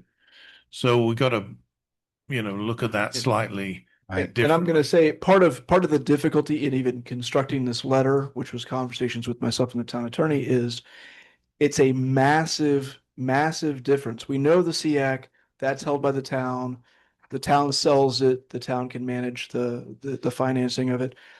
But the whole construction question, ranging from the range of the costs to is the town willing to finance it or not, is a huge question that, frankly, I think council has to have a general sense of before we even sit down at the table with people, because otherwise we're throwing out a big variable between five to maybe 15,000. And that's a question I think honestly we need to tackle even before we get to the workshopping or public hall, town hall level. So I don't know the general consensus of the council on that. Some of the people don't turn up to that meeting.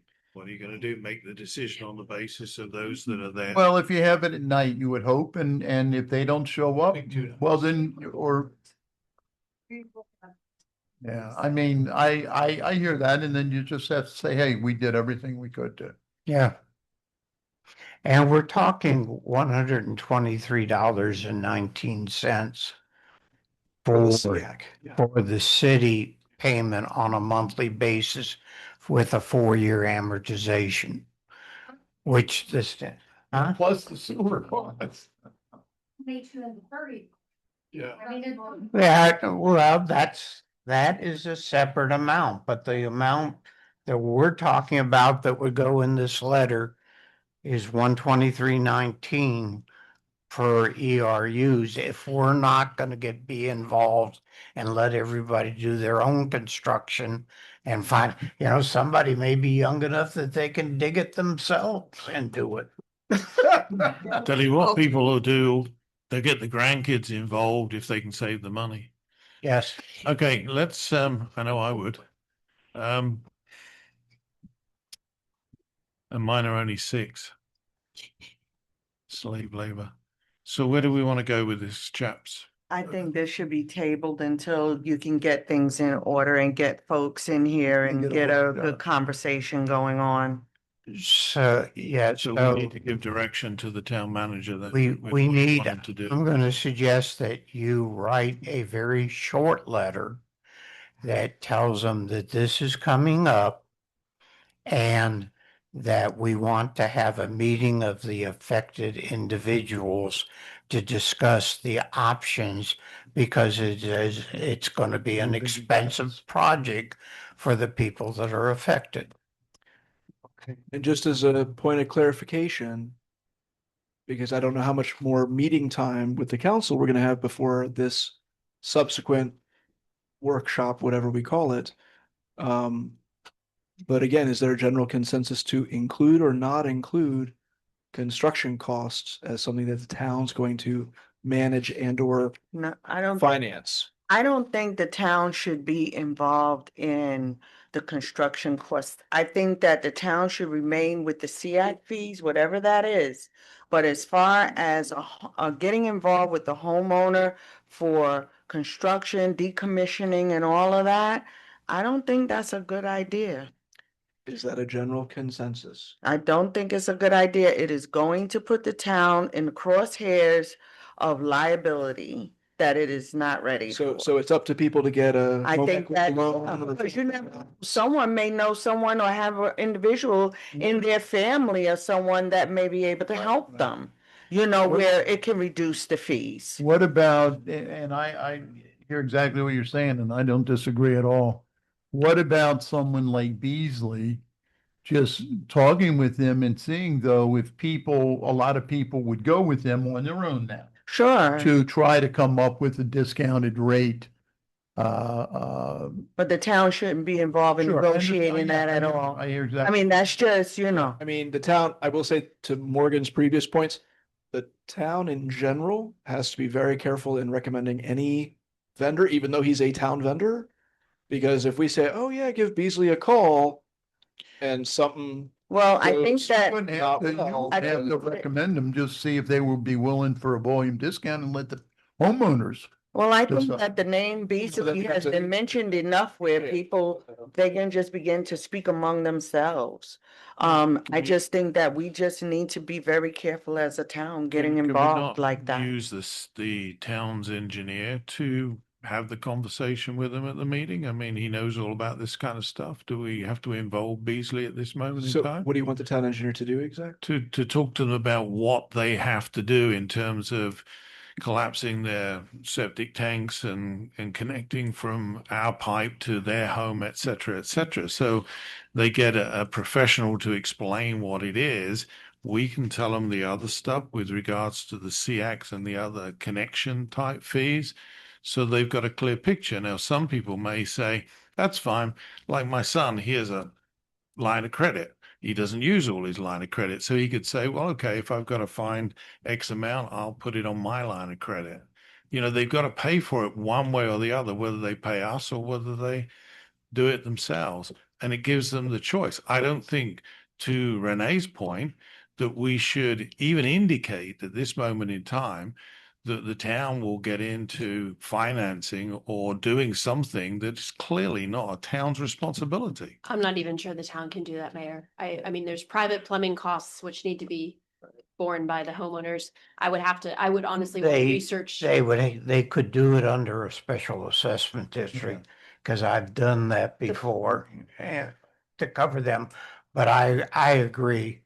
If I'm just saying, some of the people may suggest that, even if we didn't suggest it, that they would be concerned of how am I going to come up with this very large sum of money all at one time?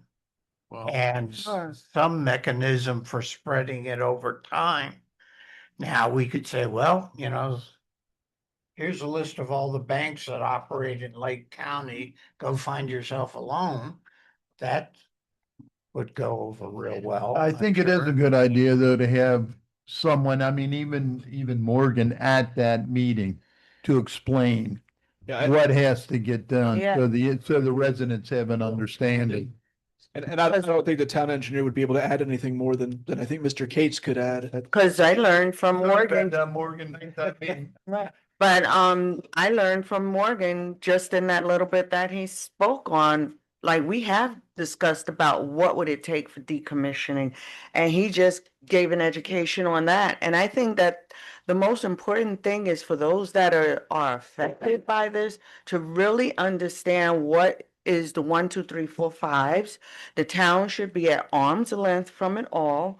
And like anything else that would happen in our homes, whether it costs us 7,000, 10,000, 30,000, we have to find that, whether we taking it out of a bank or we're selling stock or we're You doing a lose- line of credit or whatever. You lose You your know, roof that's what in a I'm, hurricane, you got to replace your You- roof, and guess what? The insurance company pays some and you pay some, and or either you have to pay the whole thing, like when you have to change your HVAC out. I know. All right, so So- are we agreed then at this moment in time that between the town manager and the attorney that we just come out with a letter to let people know that it's coming and that we will get back to them with meeting dates? Because And invite them to a we can do public more than workshop. one meeting. Yeah. You can do two Is meetings. this a this is just a informational workshop I think hosted so. by staff Do we at need which to be there at councils all? can participate as in the audience, but not a council meeting? We could, but it would not be required. Would make it mandatory. So then we'll just look at some times in the evenings that work for staff and we'll share those dates and times with council, but there's not a. If you majority could tell us by expectation. the next meeting, the first meeting in August, give us the Now, date that you propose to Is do it. there a problem if we have it and two counselors show up? No, because it'll be a Sunshine publicly law, noticed so it's meeting. Not a problem. It's a workshop because no decisions are being made. Okay. So Heather, are we posting this as a town council workshop? Well, Or not is that we a- got a with date. minutes? Public workshop? I would just post it as a public workshop and the council members can show up. I don't know if you want to make it virtual or hybrid like your normal meetings, I but just meant if they show up and start discussing something they're gonna vote on. no, there's no vote. Well, that's And- okay well- because it's noticed. So that would be okay if they Yes, but discuss. anything that's noticed also has to have minutes taken, Yes, and you would take minutes from this. which is what I said. So I need to Correct. list this as a town council workshop. I- If we're You can allowing the list it councilors. however you want it to list it, but as the councils can, it can be a public workshop where the council members want to attend or don't want to attend. There shouldn't be any vote on anything. I wouldn't Won't be any think. votes, yes, Would but there there will be- be meeting minutes taken, like a committee meeting, something like that. I mean, we have workshops where we meet and then we make decisions at a later date, so I don't see this is really any different. Are we in consensus that that is a good way to go? Okay. Yes, I am. Okay. Then you I have think your, Heather- I would say you could even do it before your next council meeting if you want to, and 5 o'clock or I something like think that. The public, especially the public that's here. Yeah, we want to has- find has times that stated work they for They them. want a time after 6 o'clock. Oh, after 6, okay, sorry. Yeah. I don't think they're looking for this to be during the workday. Got it, Yeah. okay. So we'll work with the affected parties and find good dates and times that work for at least most of the people. Yeah. okay, we all good? might not be able to meet all together all one night. And we might even, depending on feedback, do more than one just to make sure we cover you Yeah. as many as possible. All right, so then we come to a Do conclusion. we need for the vacant parcels to notify them or just the 27? Well, I was gonna say no, and the attorney's nodding her head yes, so. I would, and I think I mentioned this at the very beginning, a workshop is great and I would recommend everyone be noticed. And even if you need to take, when maybe one of the acting chief and his guys walk through and hand out flyers or something. But just to be clear, we would not, in this scenario, we are not we're mandating potentially for the built parcels, but we are not in the current scenario mandating for unbuilt parcels to be Right. buying SEAC. The built out parcels will get a subsequent letter, the 180-day Right. notice letter. But when they So come to for the- build, they would just When pay they all come- those fees, the just as they unbuilt- pay all the other They- stuff and the impact fees and the whole For the lot. unbuilt It's more parcels, of a courtesy. when they're going to build. So if they decide to build 6 months from now, they will not be able to get a permit until they've hooked up, or well, I guess I don't know how the process, like which will go first or second, but so I would recommend everyone. So we can notify, but for them, just to be clear, it's more of a courtesy informational. Yeah. When you're ready to Absolutely. do this, we are going to expect this. Okay. All We're right, clear. moving on. Public comment? Well, you shouted out your comment, so is there anybody that wants to come to the podium and do it properly?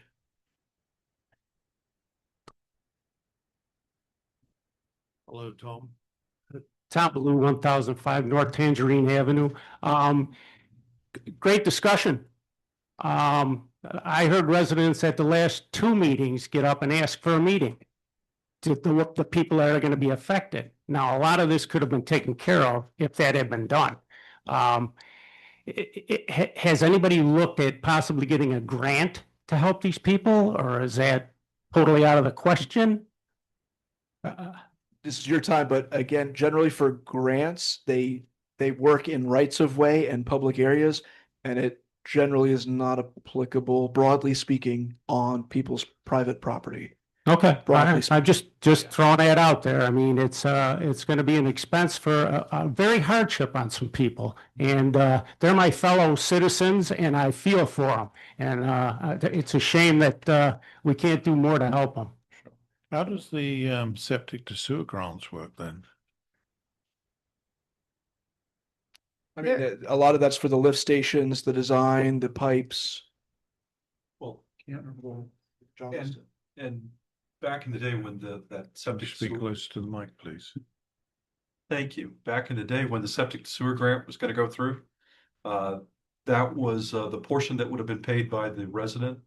The county was paying out of ARPA funds that it had at the time. Gotcha. Yep, I remember. Yeah. And it wasn't done. Good evening, Council. Tina St. Clair, 143 East Central Avenue.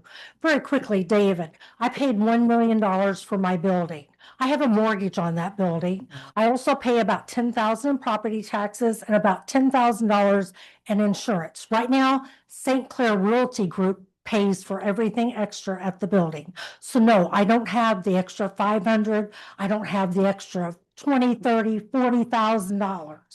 I Just out of my Christmas money. That's why we. So the thing I would say is You're running a you business. need to wait until, I mean, if you wait until August and you send this notice out, you're now getting into our property tax bills and our income tax bills. Just so you know, the timing kind of really, it sucks, period. But if I'm going to have to pay property taxes and turn around and pay my income taxes at the same time and come up with this money, not good. My daughter's 30. She just turned 30. She lives on 103 South Palm. I'm also probably going to have to pay for hers as well because she sure as hell doesn't have the money.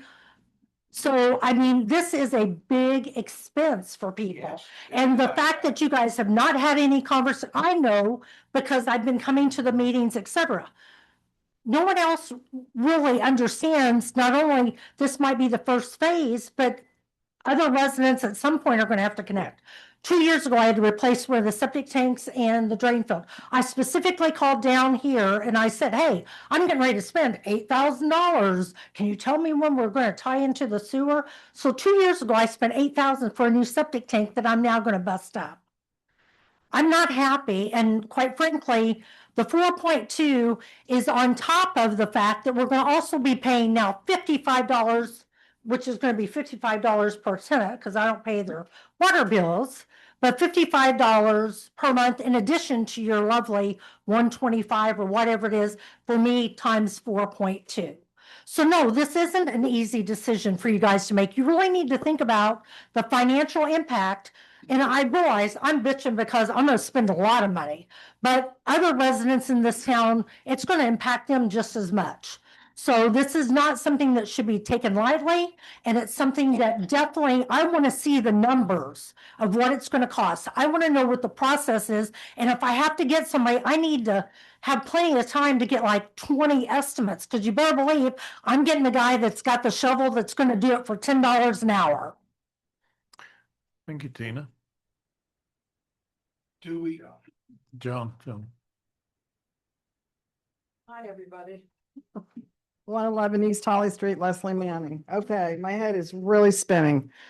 First of all, let's address the letter. Okay, I know it was a draft. Okay, but we really didn't delineate in that letter about the ERU. Okay, when I read the letter over and over, I kept saying, oh, well, they're going to probably maybe finance money towards hookup. Okay, so that's number one. That really has to be explained. Okay, so And as Tina said, she called down here 2 years ago. I've been dealing with this issue for how many years, okay? As a business owner and a homeowner and a landlady, all the property that I have right now that's going to be affected is a rental.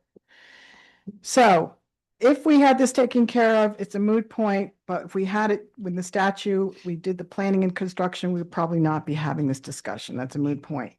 Mandatory connection time, whatever you guys need to do, it needs to be expanded. 6 months is not enough time. You cannot make these people do this in 6 months. I have not spoken to everyone on this team. I personally have gone out. I spoke with my neighbor, Diane. I know there's people that do not know anything about this project. Nothing. They don't have a clue. They're working, they're raising their families, they're trying to buy their groceries. And you're going to tack on another $123 on their water bill, they're not going to be happy. So we need to have the meeting.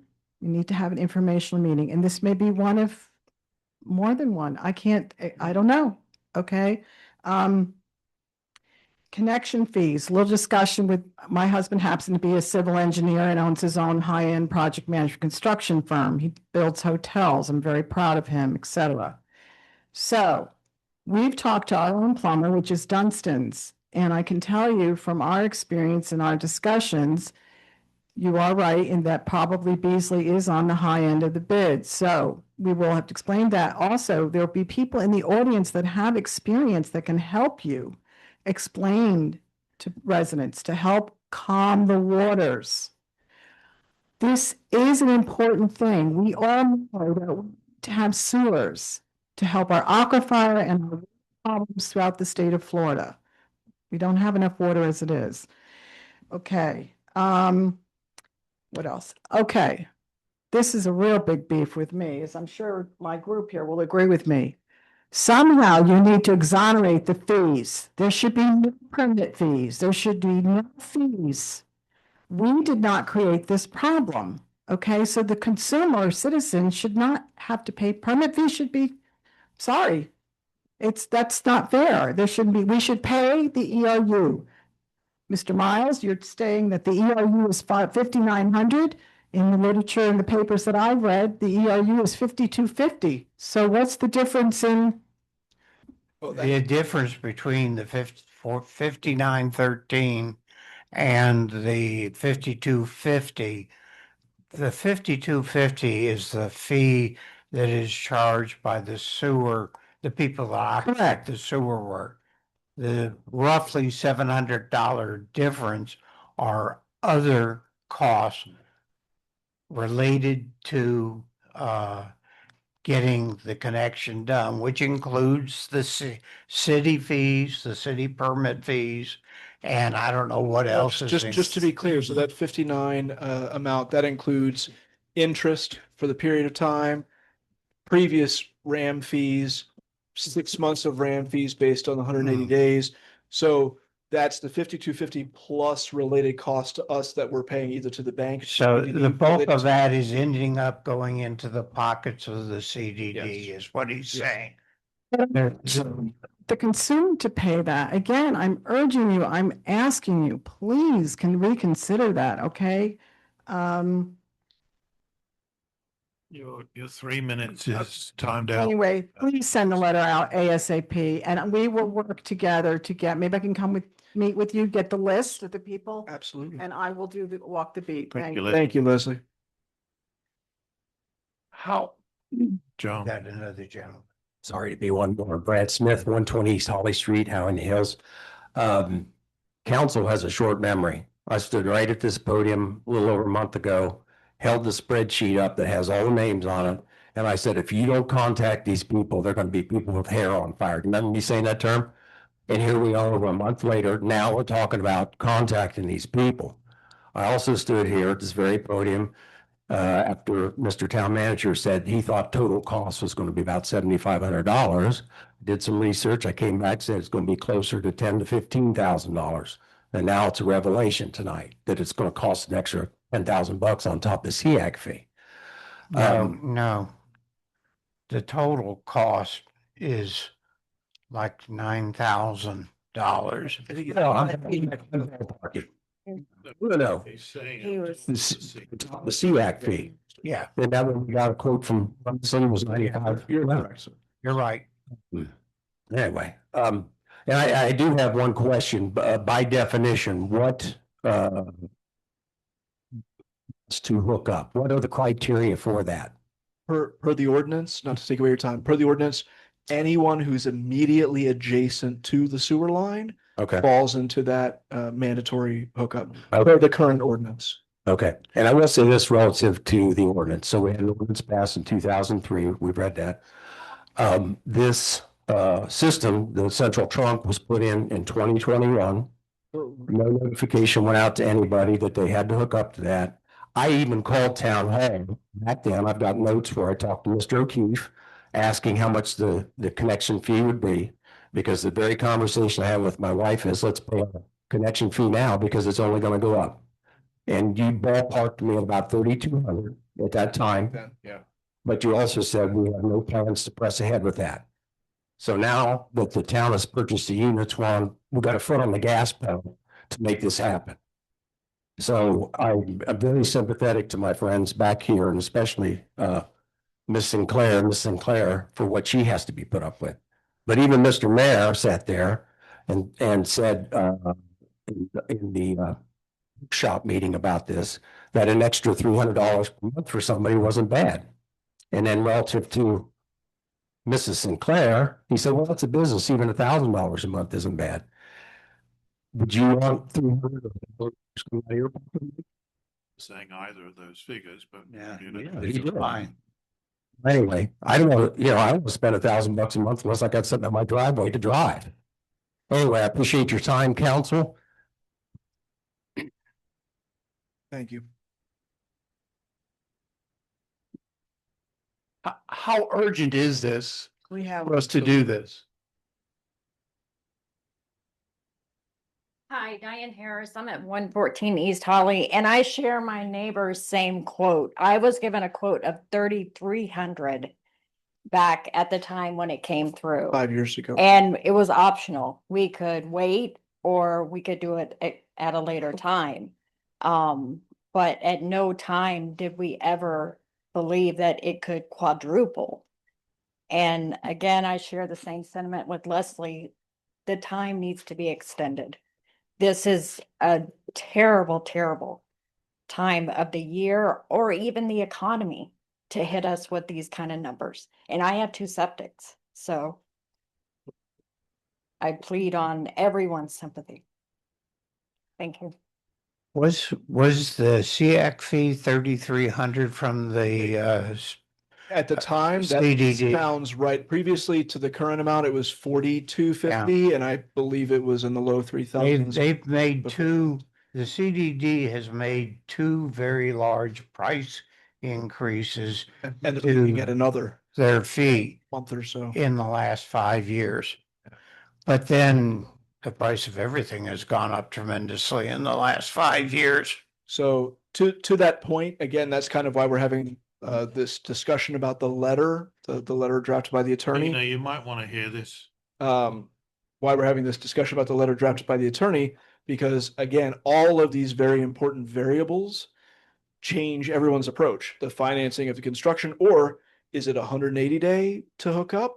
That's the minimum that we could establish, but based on feedback and council opinion, that could change. But I hate to go into a staff-led workshop and say, you could have any amount of time to hook up. We're not sure. We may or may not include construction. We're not sure.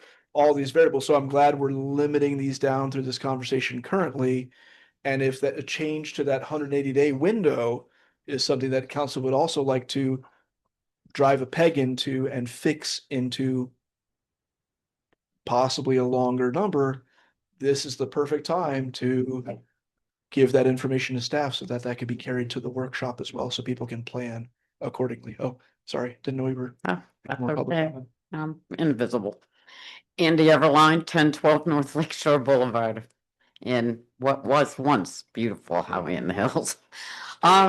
Okay, you're talking about this phase for the people on Central. Is there gonna be another phase for other homes, areas? How's that gonna work? Until we get the results back. We haven't gotten the results back on that, but Okay. ultimately, the entire town will probably end up being. on Interesting. I was sewer. talking to somebody in Windermere and they're mostly septic. And don't have any plans on changing. Just a few of the new developments have Hmm. gone with sewer, but the old part is staying septic. Just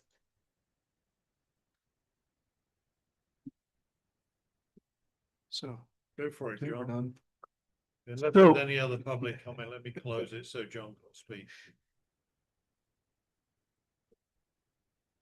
Can we go now? Yourself out. Okay, so how urgent, what's the urgency that we have to do these hookups right now? And seriously, I think we should reexamine the directive that says we have to do this. It was made what? Over 20 years ago? Things have changed. It's a different group of people.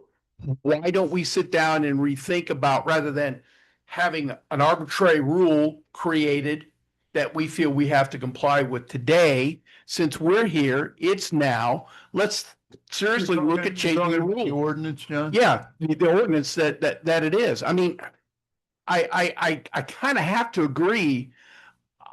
Right now is what's driving it that it has to be done so soon. What kind of a baseline sounds like we would have to do that at the workshop? What kind of a baseline can we have established? But quite frankly, I'd like to look at changing the ordinance from in terms of where we say, when you need to get your septic tank replaced, then you will be expected to hook up to the sewer line. Well, that's okay as long as the ERUs are left. Well, I would agree with that, but I just think this is I mean, if you came to me right now and said, "Gee, do you got a spare $9,000 to do this?" I'd go, no." What's the process, Heather, for repealing that ordinance? Or modifying. No, just repealing it, You just do an ordinance to to repeal it. repeal the ordinance. And just, It's not complicated at all. For that in-depth discussion. Just do the new ordinance and so we repeal the ordinance and it just. Find anybody to object to it if we you would, repeal yeah, just you would do a takes- new ordinance that says you're repealing that ordinance and then you would need a unit, not unanimous, majority vote. Yes. Well, and to your previous question, which may or may not have been rhetorical, Counselor Arnold, in terms of what's pushing this or what's the pressure on this. I mean, in one aspect, this is 5 years in the making, even though it wasn't pushed at the time.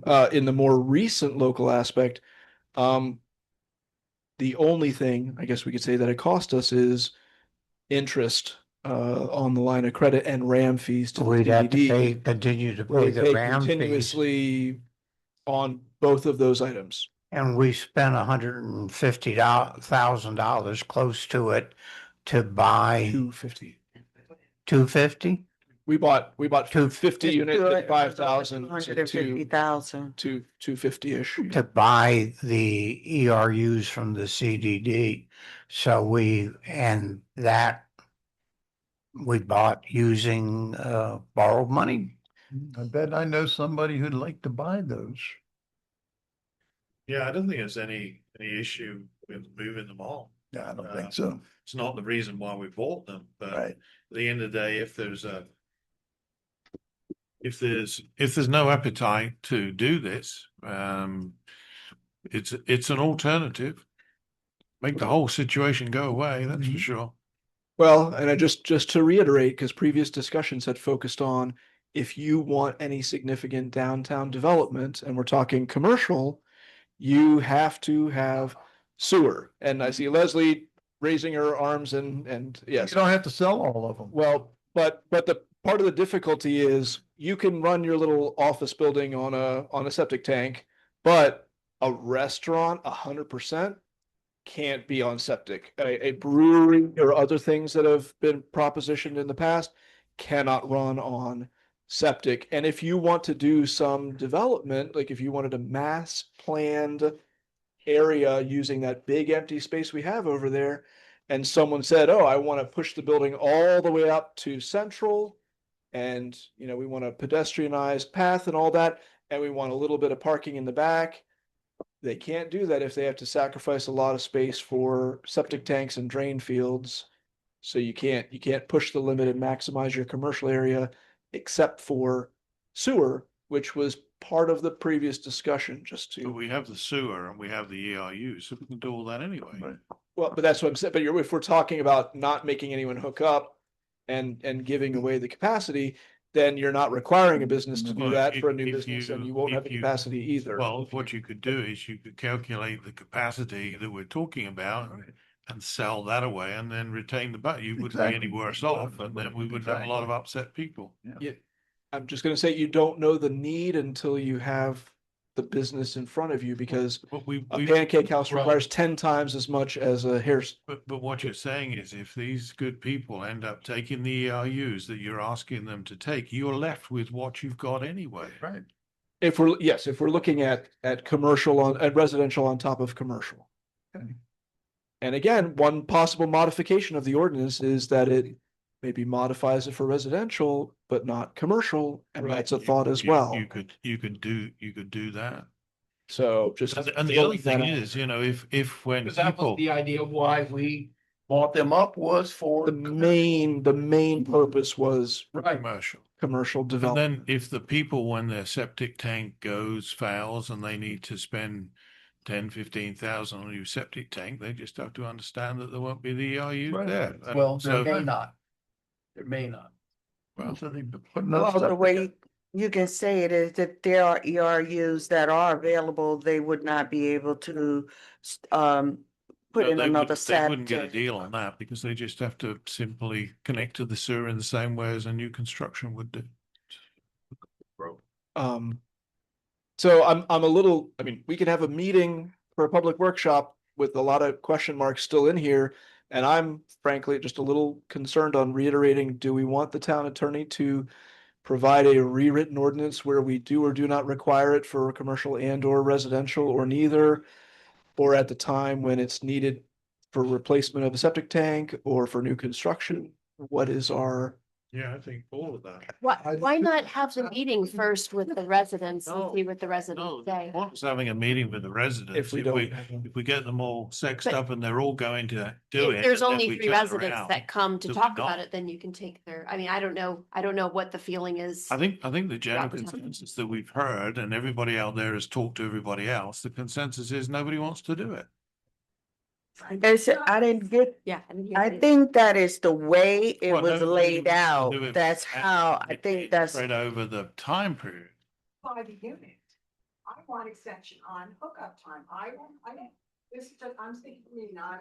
Yeah, she's speaking for her. I will buy the unit because I do believe that that's what we should do. It's the right thing environmentally to do. But the time frame to do all the construction and all the. hookup- So the 180 days was the question. Right. On drain field, when it goes the next time, I'm gonna be running to hook up to sewers, because we can't put our drain field anywhere else, and I can't do above ground there. So. The option, don't sell units. Right. Right. It's not mandatory, but. Can I just make a suggestion? Why don't we have the public meeting with the public, talk to the public? There may be individuals in the affected area that voluntarily want to do this. Right, but we won't know till we have the public meeting. We have a public meeting with them, talk about the options. And if it comes back that, you know, there's 1 or 2 people that want to do it. And then the town council has an appetite to sell off the rest of the ERUs to someone else. Some of them, not all of them. Well, however many, I'm not making the decision for you, Thank but you. thank you. I'm But- pleased to hear it. I'm just suggesting, why don't we just do the public meeting with the residents that are affected and see what the residents want to do.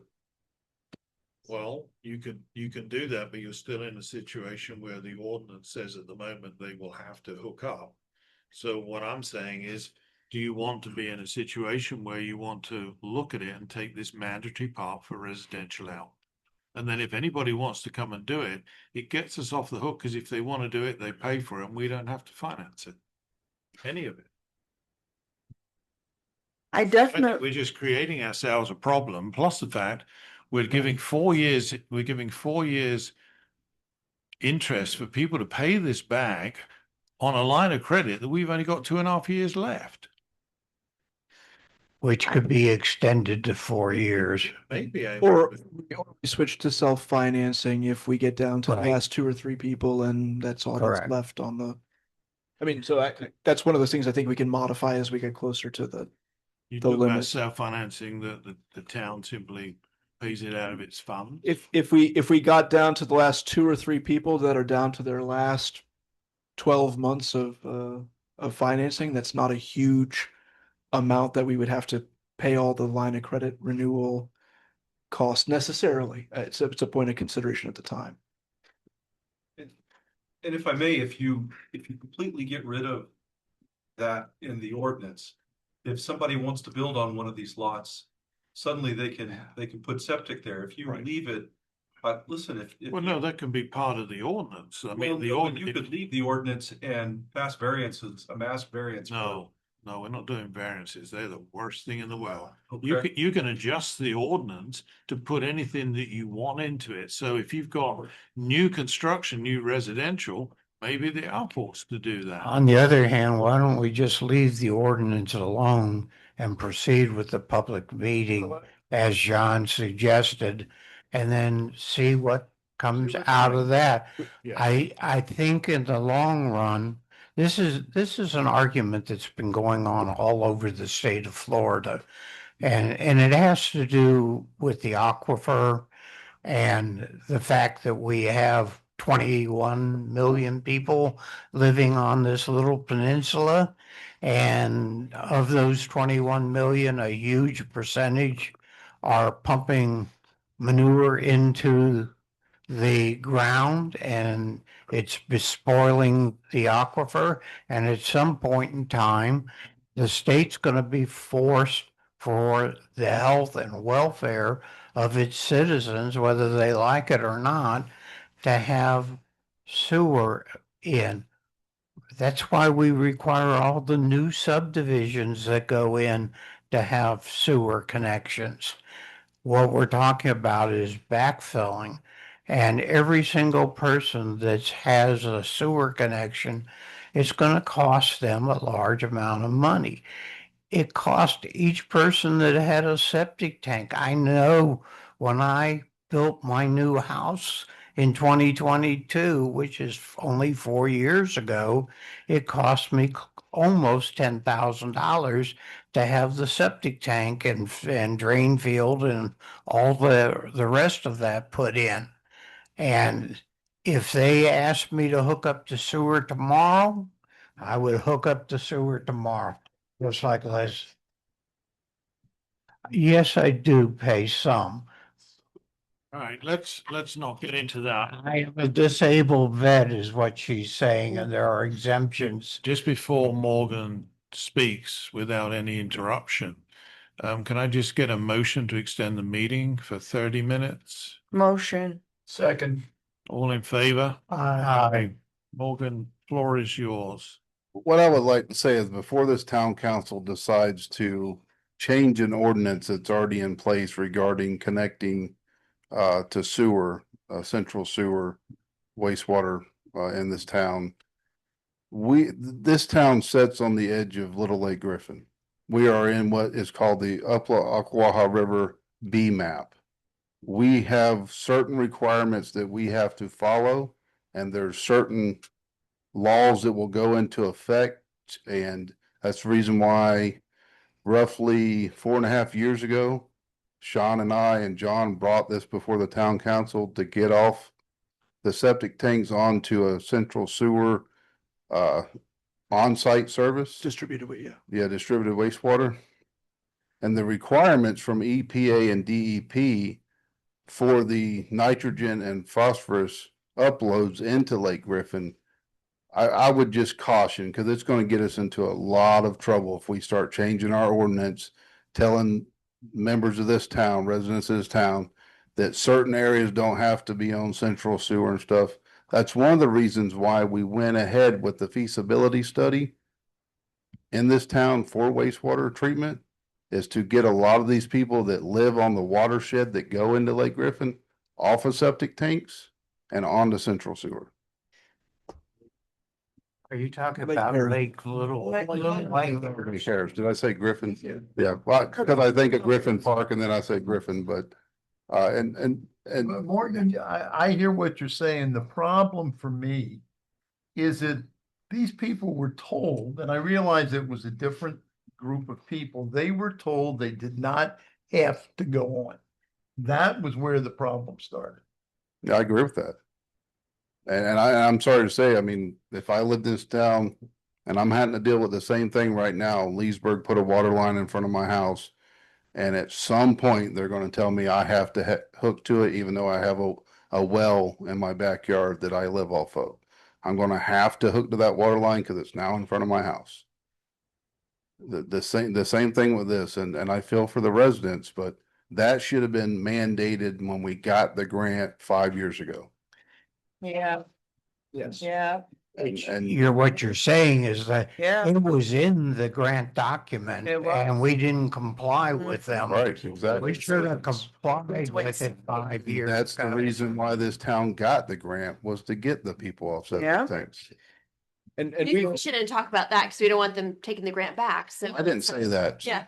well, and honestly, the previous approach has led us into some awkward situations. So for example, when they were doing that sewer project, we have three businesses that are all in a line here, not the fourth business, but the other three businesses. They all have lines to septic tanks that cross the sewer line to go several parcels down to empty into a septic tank on an empty parcel that ended up being owned by the town because I think it was a condemned property. So we just have some very odd things where the sewer line that was constructed actively avoided the existing septic lines because the administration at the time didn't want to force people to tap in, even though that would have been the optimal time from an engineering perspective to tap right into those. So we have, again, very odd situations as a result of this non-compliance. Can I make a motion? Sure. I make a motion that we schedule a workshop, whatever you want to call it, public workshop in the evening, to get the residents and commercial that are affected in attendance so that we can discuss this situation. And the workshop has to be done in what time frame? I would suggest 6:30. No. What time frame? Within the next. I would do within the next 2 weeks. Second.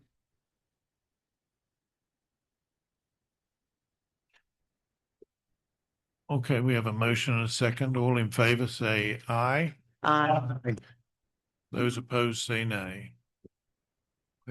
Okay. And as a point of clarification, because we won't have another council meeting presumably before this workshop. So are we looking at extending the 180-day period or leaving it as is? Why don't Council. you get the We're input getting in from the okay. folks and see if there's 20 people that are okay with it. There's only one person that wants to extend it. That would be my recommendation. Fair enough. We'll leave I mean, that open. Okay. I do the legal work for Windermere and they workshop everything and everything. Okay. Excellent. So you're gonna send a letter out? Yes. Department reports. Do you have anything, town manager? Just a few quick items so we could finish quickly. So again, just to reiterate, because we have some more people at this meeting, we do have our new code officer who started 2 weeks ago today, Jacob Salas. You'll see him around town if you haven't already. He is very excited and eager to be working for the town, enforcing codes. He's written a few people up already, definitely. Last Wednesday, July 22nd, we had our new library assistant Lorelei start at the library. And we have a new old employee, an officer, Raphael Corbett, who started last Monday, July 20th. So say hi to Rafi, welcome him back if you see him out and about on the streets. Reminder, upcoming workshops, 1 o'clock for our budget workshop. It is not next Tuesday. We had been alternating back and forth between council weeks and budget workshop weeks. So next budget workshop is Tuesday, August 11th, the day after the council meeting, 2 weeks hence. And then that is followed by, that is at 1 o'clock with lunch. And that will be followed in September with the public hearings for the budget. Those are always at 5:05 p.m. Everyone does them at 5:05 p.m. And that's Wednesday, September 9th. And then 2 weeks later, Wednesday, September 23rd. That's again for the budget public hearings, separate from the regular council meetings in September. Also, my last thing is that Mr. Brock has a note on the upcoming election qualifying period. Do we have a strategic planning meeting planned as well? Wasn't you going to come back with the update of the last one? We don't have anything scheduled at this time. So just a reminder, the election qualifying window starts next week on Monday, August 3rd at noon. And goes for a little over 10 days till Friday, August the 14th at noon. I would encourage anyone who's interested in actually trying to qualify to set up an appointment with me this week to go over the packet of information. So if you have not already met with the town clerk, please make an appointment with me, and I will be happy to go over the packet with you ahead of time. There's a fair amount of work that a candidate needs to go through. And I will do my best to try to help enlighten anyone who's interested in being a candidate as to what the process is like. So please reach out to me if you have not already and you're interested in running. All right. Mayor Pro Tem Eveline, anything? Yeah, I have a couple things. One is, in public comment earlier, somebody mentioned it. I've had a number of residents call me, email me, what's going on with the sewer people coming around. And this was for the study that Woodard and Kern, of course, they didn't know about the study.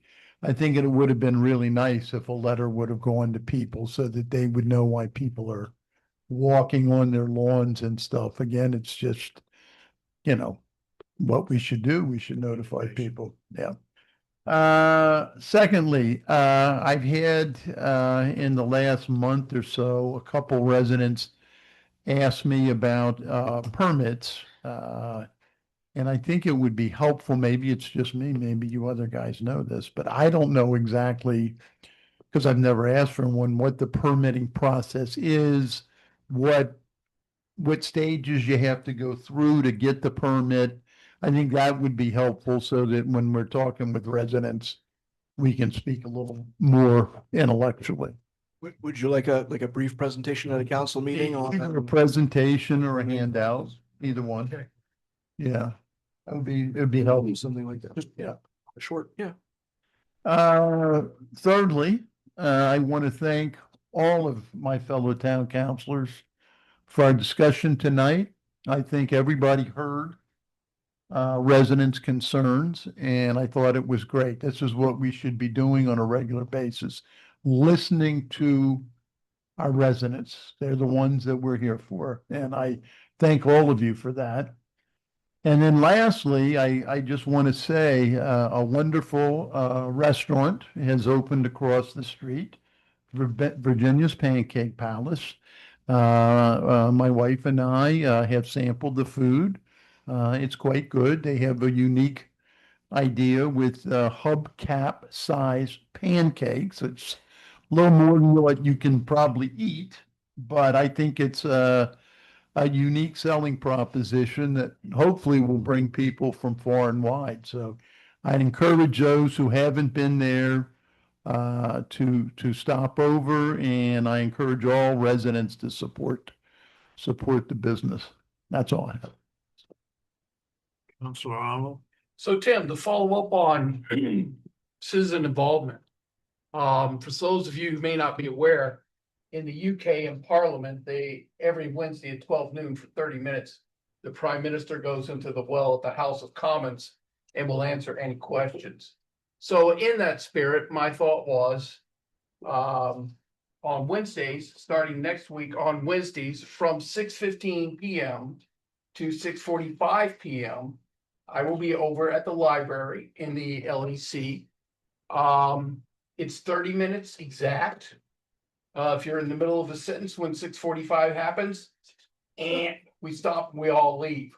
One of the police officers will be with me, so if you've got questions about police patrol, etc., there'll be somebody there very knowledgeable who'll be able to answer those questions. So the whole idea behind this is to try to let folks who can't come to the Monday meetings, maybe by holding it on a Wednesday night, a little later than normal, folks will be able to show up in there and be able to ask any questions. Just don't ask me what the infield fly rule is, because I don't know that one. Councilor Miles. I had nothing, but I now have a question for the attorney. If one of our other council members were to attend his meeting on Wednesday night, would that be considered a public meeting? It depends.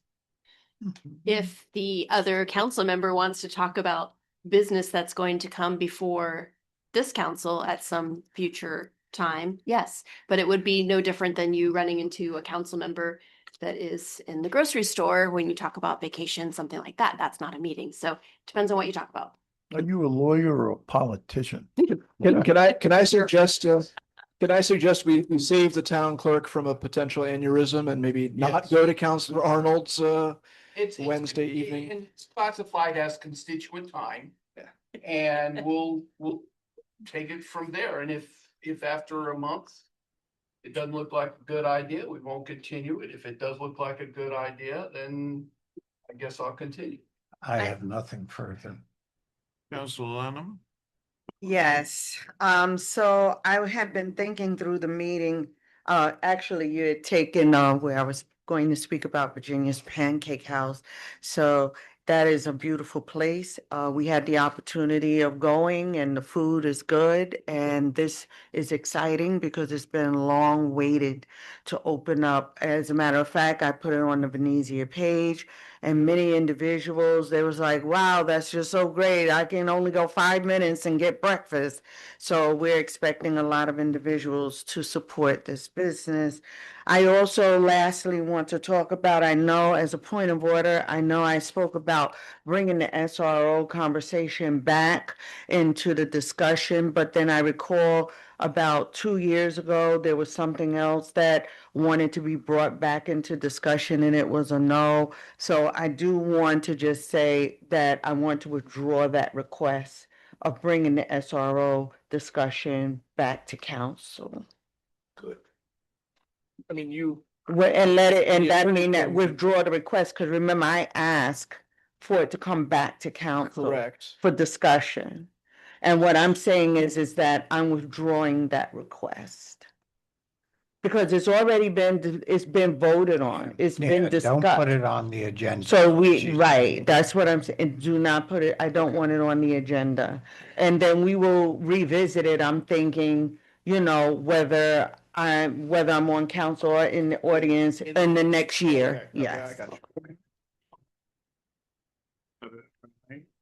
you. That's it. I have nothing. You anything you want to add? Miss Attorney? No, I think I said enough tonight. Okay, if there's nothing else, we'll go to the order. Can I have a motion? Motion to adjourn. Second. 8:44.